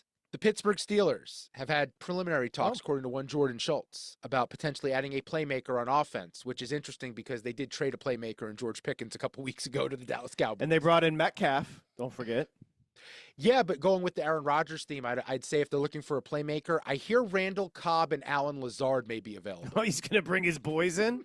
Jordy Nelson, anyone? Donald Driver doing anything these days? Where's James Jones? Going to have Joe Rogan playing left guard. Oh, he liked that one. That was the line. That was the line. That was the line I was looking for. Short and stumpy. All right, 3-point stance brought to you by the big guy. When we come back, our plays, baseball tonight. By the way, I got a team total in that Dodgers-Yankees game. We're going to be hammering, and we'll set you up on the game 6 tomorrow in Indy. It seems like you want to say something. And I have a smash or pass question for you regarding a president of the United States and whether he was more than just a cool beard. Cool. Interesting fact. I watched a presidential documentary last night. And when we come back, I'll tease you and give you all a suggestion and some work to do over the weekend. It's VSiN Live, Mad Dog Sports Radio. This is VSiN Live on Mad Dog Sports Radio with Patrick Meagher and Dustin Swedelson.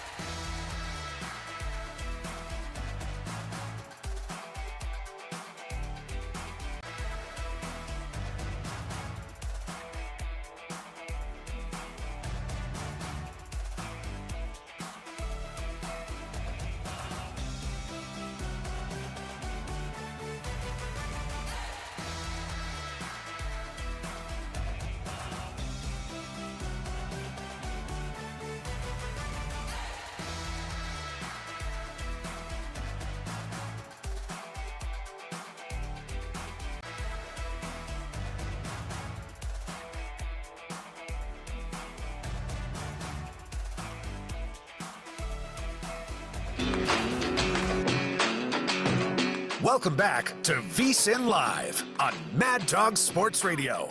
Here's Patrick Maher and Dustin Swedelson. Yeah, it's VSiN Live, Mad Dog Sports Radio on a Friday. We got you back. Hopefully you've had a nice week. It is going to be June soon, right? What is it, the 29th, 31st tomorrow? Sunday the 1st? Let's go. We're in the summer, 30 baby. days has September, April, June, and November. All the rest of 31. That's correct. I have to do that song every time. Has Vegas officially started with the triple digits for the next 4 months, or are we still around 90s? We're there where I begin the day in boxers and end in a thong. We have reached that point of living in Las Vegas. Longtime listeners would have heard that joke 1,000 times, but we're going to run it back. Doesn't make it less true. It. Doesn't make it less true. All right. Anyway, did you tease something going out? We want to go do a little smash or pass before we get the hell out of here? Yeah, we'll get the plays in. I had a couple presidential ones that I wanted to Oh, run can I by just you. quickly, 4.5 on the Yes. team total Yankees we're going over. I like that. They're going to kill I like Goslin. I like that. That is a very good play there. Their offense is locked in. Goldschmidt's been awesome.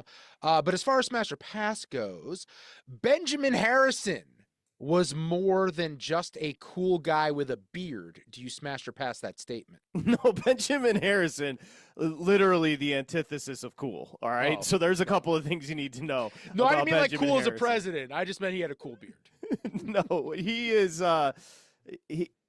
cool beard, maybe, but he's largely remembered for, domestic initiatives. He was into tariffs, the Sherman Antitrust Act. You can go. He was. That sounds racist. Remember, Harrison. Well, first off, he was the grandson of the president, William maybe Henry? William Henry Harrison. William Henry Harrison. Tippy Canoe. He was elected, and he was old. William Henry Harrison. He was so old that everybody was talking, this guy's too old to be president. So what did he do? Inaugural day, he went out and gave like a 2.5-hour speech in the snow without a jacket on. Good idea. 30 days later, he died from pneumonia. Yikes. But his nephew, grandson, I should say, Benjamin Harrison, what he's mostly known for, first off, administration of 6 new states. That's more than any other president. But so he actually had a lot on his resume, but he was just a very boring guy, Benjamin Harrison. And he's mostly known because he is the middle of the bookmark that is Grover Cleveland. Grover Cleveland, before Trump, was the first person to spend, non-consecutive terms in office. Benjamin Grover back in the mix. Okay, let me squeeze one more in here about the presidents, because I was doing some research on this guy, and I did not realize he was, what's the word I'm looking for? Risque. Okay. John Tyler was more likely to pull out of a war than pull out of his wife. Smash or pass? No, John Tyler. First off, I know what you're talking about. His grandson just died. That makes no sense. John Tyler was a president like 150 years ago, and he had a grandson that just died recently, like a couple of days ago. John Tyler died in 1862. John Tyler was a freaking disaster. All right? I don't want to get into the politics of John Tyler. Let's just say he wasn't a very good guy. However, he liked to get busy. And so he married a young jump-off later in life and had a whole new batch of kids. And one of those kids had a kid, and that kid just died. John Tyler was born, just to give you an idea, John Tyler just had a grandson die, and he was born in 1790. Oh, his grandson literally just died like a day ago. Yeah, that's what I'm saying. Because all the fun facts about John Tyler are his grandson's alive right now. I just pulled that name randomly. Didn't realize he was in the news because his grandkid died. Yeah, no, literally. He was born in 1790, and he just had a grandson die a couple of days ago. That means John Tyler was getting busy late in life. And He was president 1841 to 1845. I do the math. It's a lot for me. It's 2025. Well, he was your accidency because he became president when a president died. Here's what we need to do quickly. Tomorrow, 3.5, Knicks. I'm laying it. And you're taking it? I'm taking it with the Knicks. I'm also going Jalen Brunson over 31.5 points. I'm going Karl Anthony Towns over 37.5 points, rebounds, and assists combined. I don't think the Knicks go out with a whimper. I don't think they get blown out with the season on the line. I think they've shown that they're mentally tough and they're built for the pressure situations. That's why I think the Knicks cover on the road and force a Game 7. All right. I like the Pacers. Honestly, it's just a bounce back spot. We're embarrassed. Couldn't have played worse. Halliburton, look at his props to go over. He's going to be super aggressive. I think these are two pretty evenly matched teams. I'd lay the 3.5 with Indiana at home. I think the home court matters. That's that. We don't have hockey until Wednesday, so we got a little time to wait on that series. Crazy. But just so you know, that series is dead nut even. The 110 up and down series price for the Oilers and Panthers tell you the books are like, nah, we don't know. Take a chance. Yeah, I want Edmonton to win, but I'm scared of Florida. If I was a Canadian, I'd be scared of Florida. I will also recommend this just because we're very well-rounded on the program. Jonathan Von Tobel reached out today and said, hey, do you have any book recs for someone that wants to learn more about our prior presidents? First off, I responded within 10 seconds. I'm very excited about this. So I said we can get to the book recommendations, but I have a recommendation for all of you if you'd like a podcast. It's called Presidential. It's by the Washington Post. Now, there is no politics, but I'm going to tell you, it is such a beautifully done, informative, light, entertaining. The host, she's tremendous. I think I got the big guy hooked on it. Yes. It's 30 minutes for each president, and it is dynamic. Presidential. It's packaged. Look it up. It's packaged perfectly. It's everything you're looking for in a podcast. It's what a podcast should be. Yes. Yeah, yes. I forgot that I got you to listen. It's really well done. Closing tabs before we get the hell out of here on a Friday night, big guy. Yeah, you had a slip up calling the Oilers the Orioles, then said Cal Ripken's not walking through that door, especially if he has his consecutive game streak on the line. However, if Kevin Costner's tapping his wife, he'll walk through the front door. All he's got to do is get the Orioles to fake a power outage to get home and stop that from happening. I hear you, brother. I had Eddie Murray playing left wing for the Oilers. Speaking of the Oilers, 7 players in their history were members of all 5 cup-winning teams. Glenn Anderson, Grant Fuhr, Randy Gregg, Charlie Huddy, Yari Curry, Kevin Lowe, and Mark Messier. All right. Anything else? Yeah, you said Gary Bettman. You wondered if he worked for the NBA. He did. He was their senior vice president and general counsel. And then speaking of people being zesty, the Philly Voice reports a couple of plays coming to Philly stages in the next month include Giovanni's Room, Franken's Key, and a musical produced by apparently a zesty Daryl Morey. All right. You got a good one tonight here at Dodger Stadium. The Yankees in town. Dodgers are dogs. Remember, no Mookie Betts. We'll go over that 4 and a hook on the Yankees. If you're in Los Angeles and you meet somebody named Jacob over the weekend, run. Isaiah, thank you. Ryan, thank you. The big guy, he'll be at the party tomorrow, Mr. Hennessy. We'll see you Monday. It's VSiN Live, Mad Dog Sports Radio. Covering the spread all night long. This is VSiN Live on Mad Dog Sports Radio.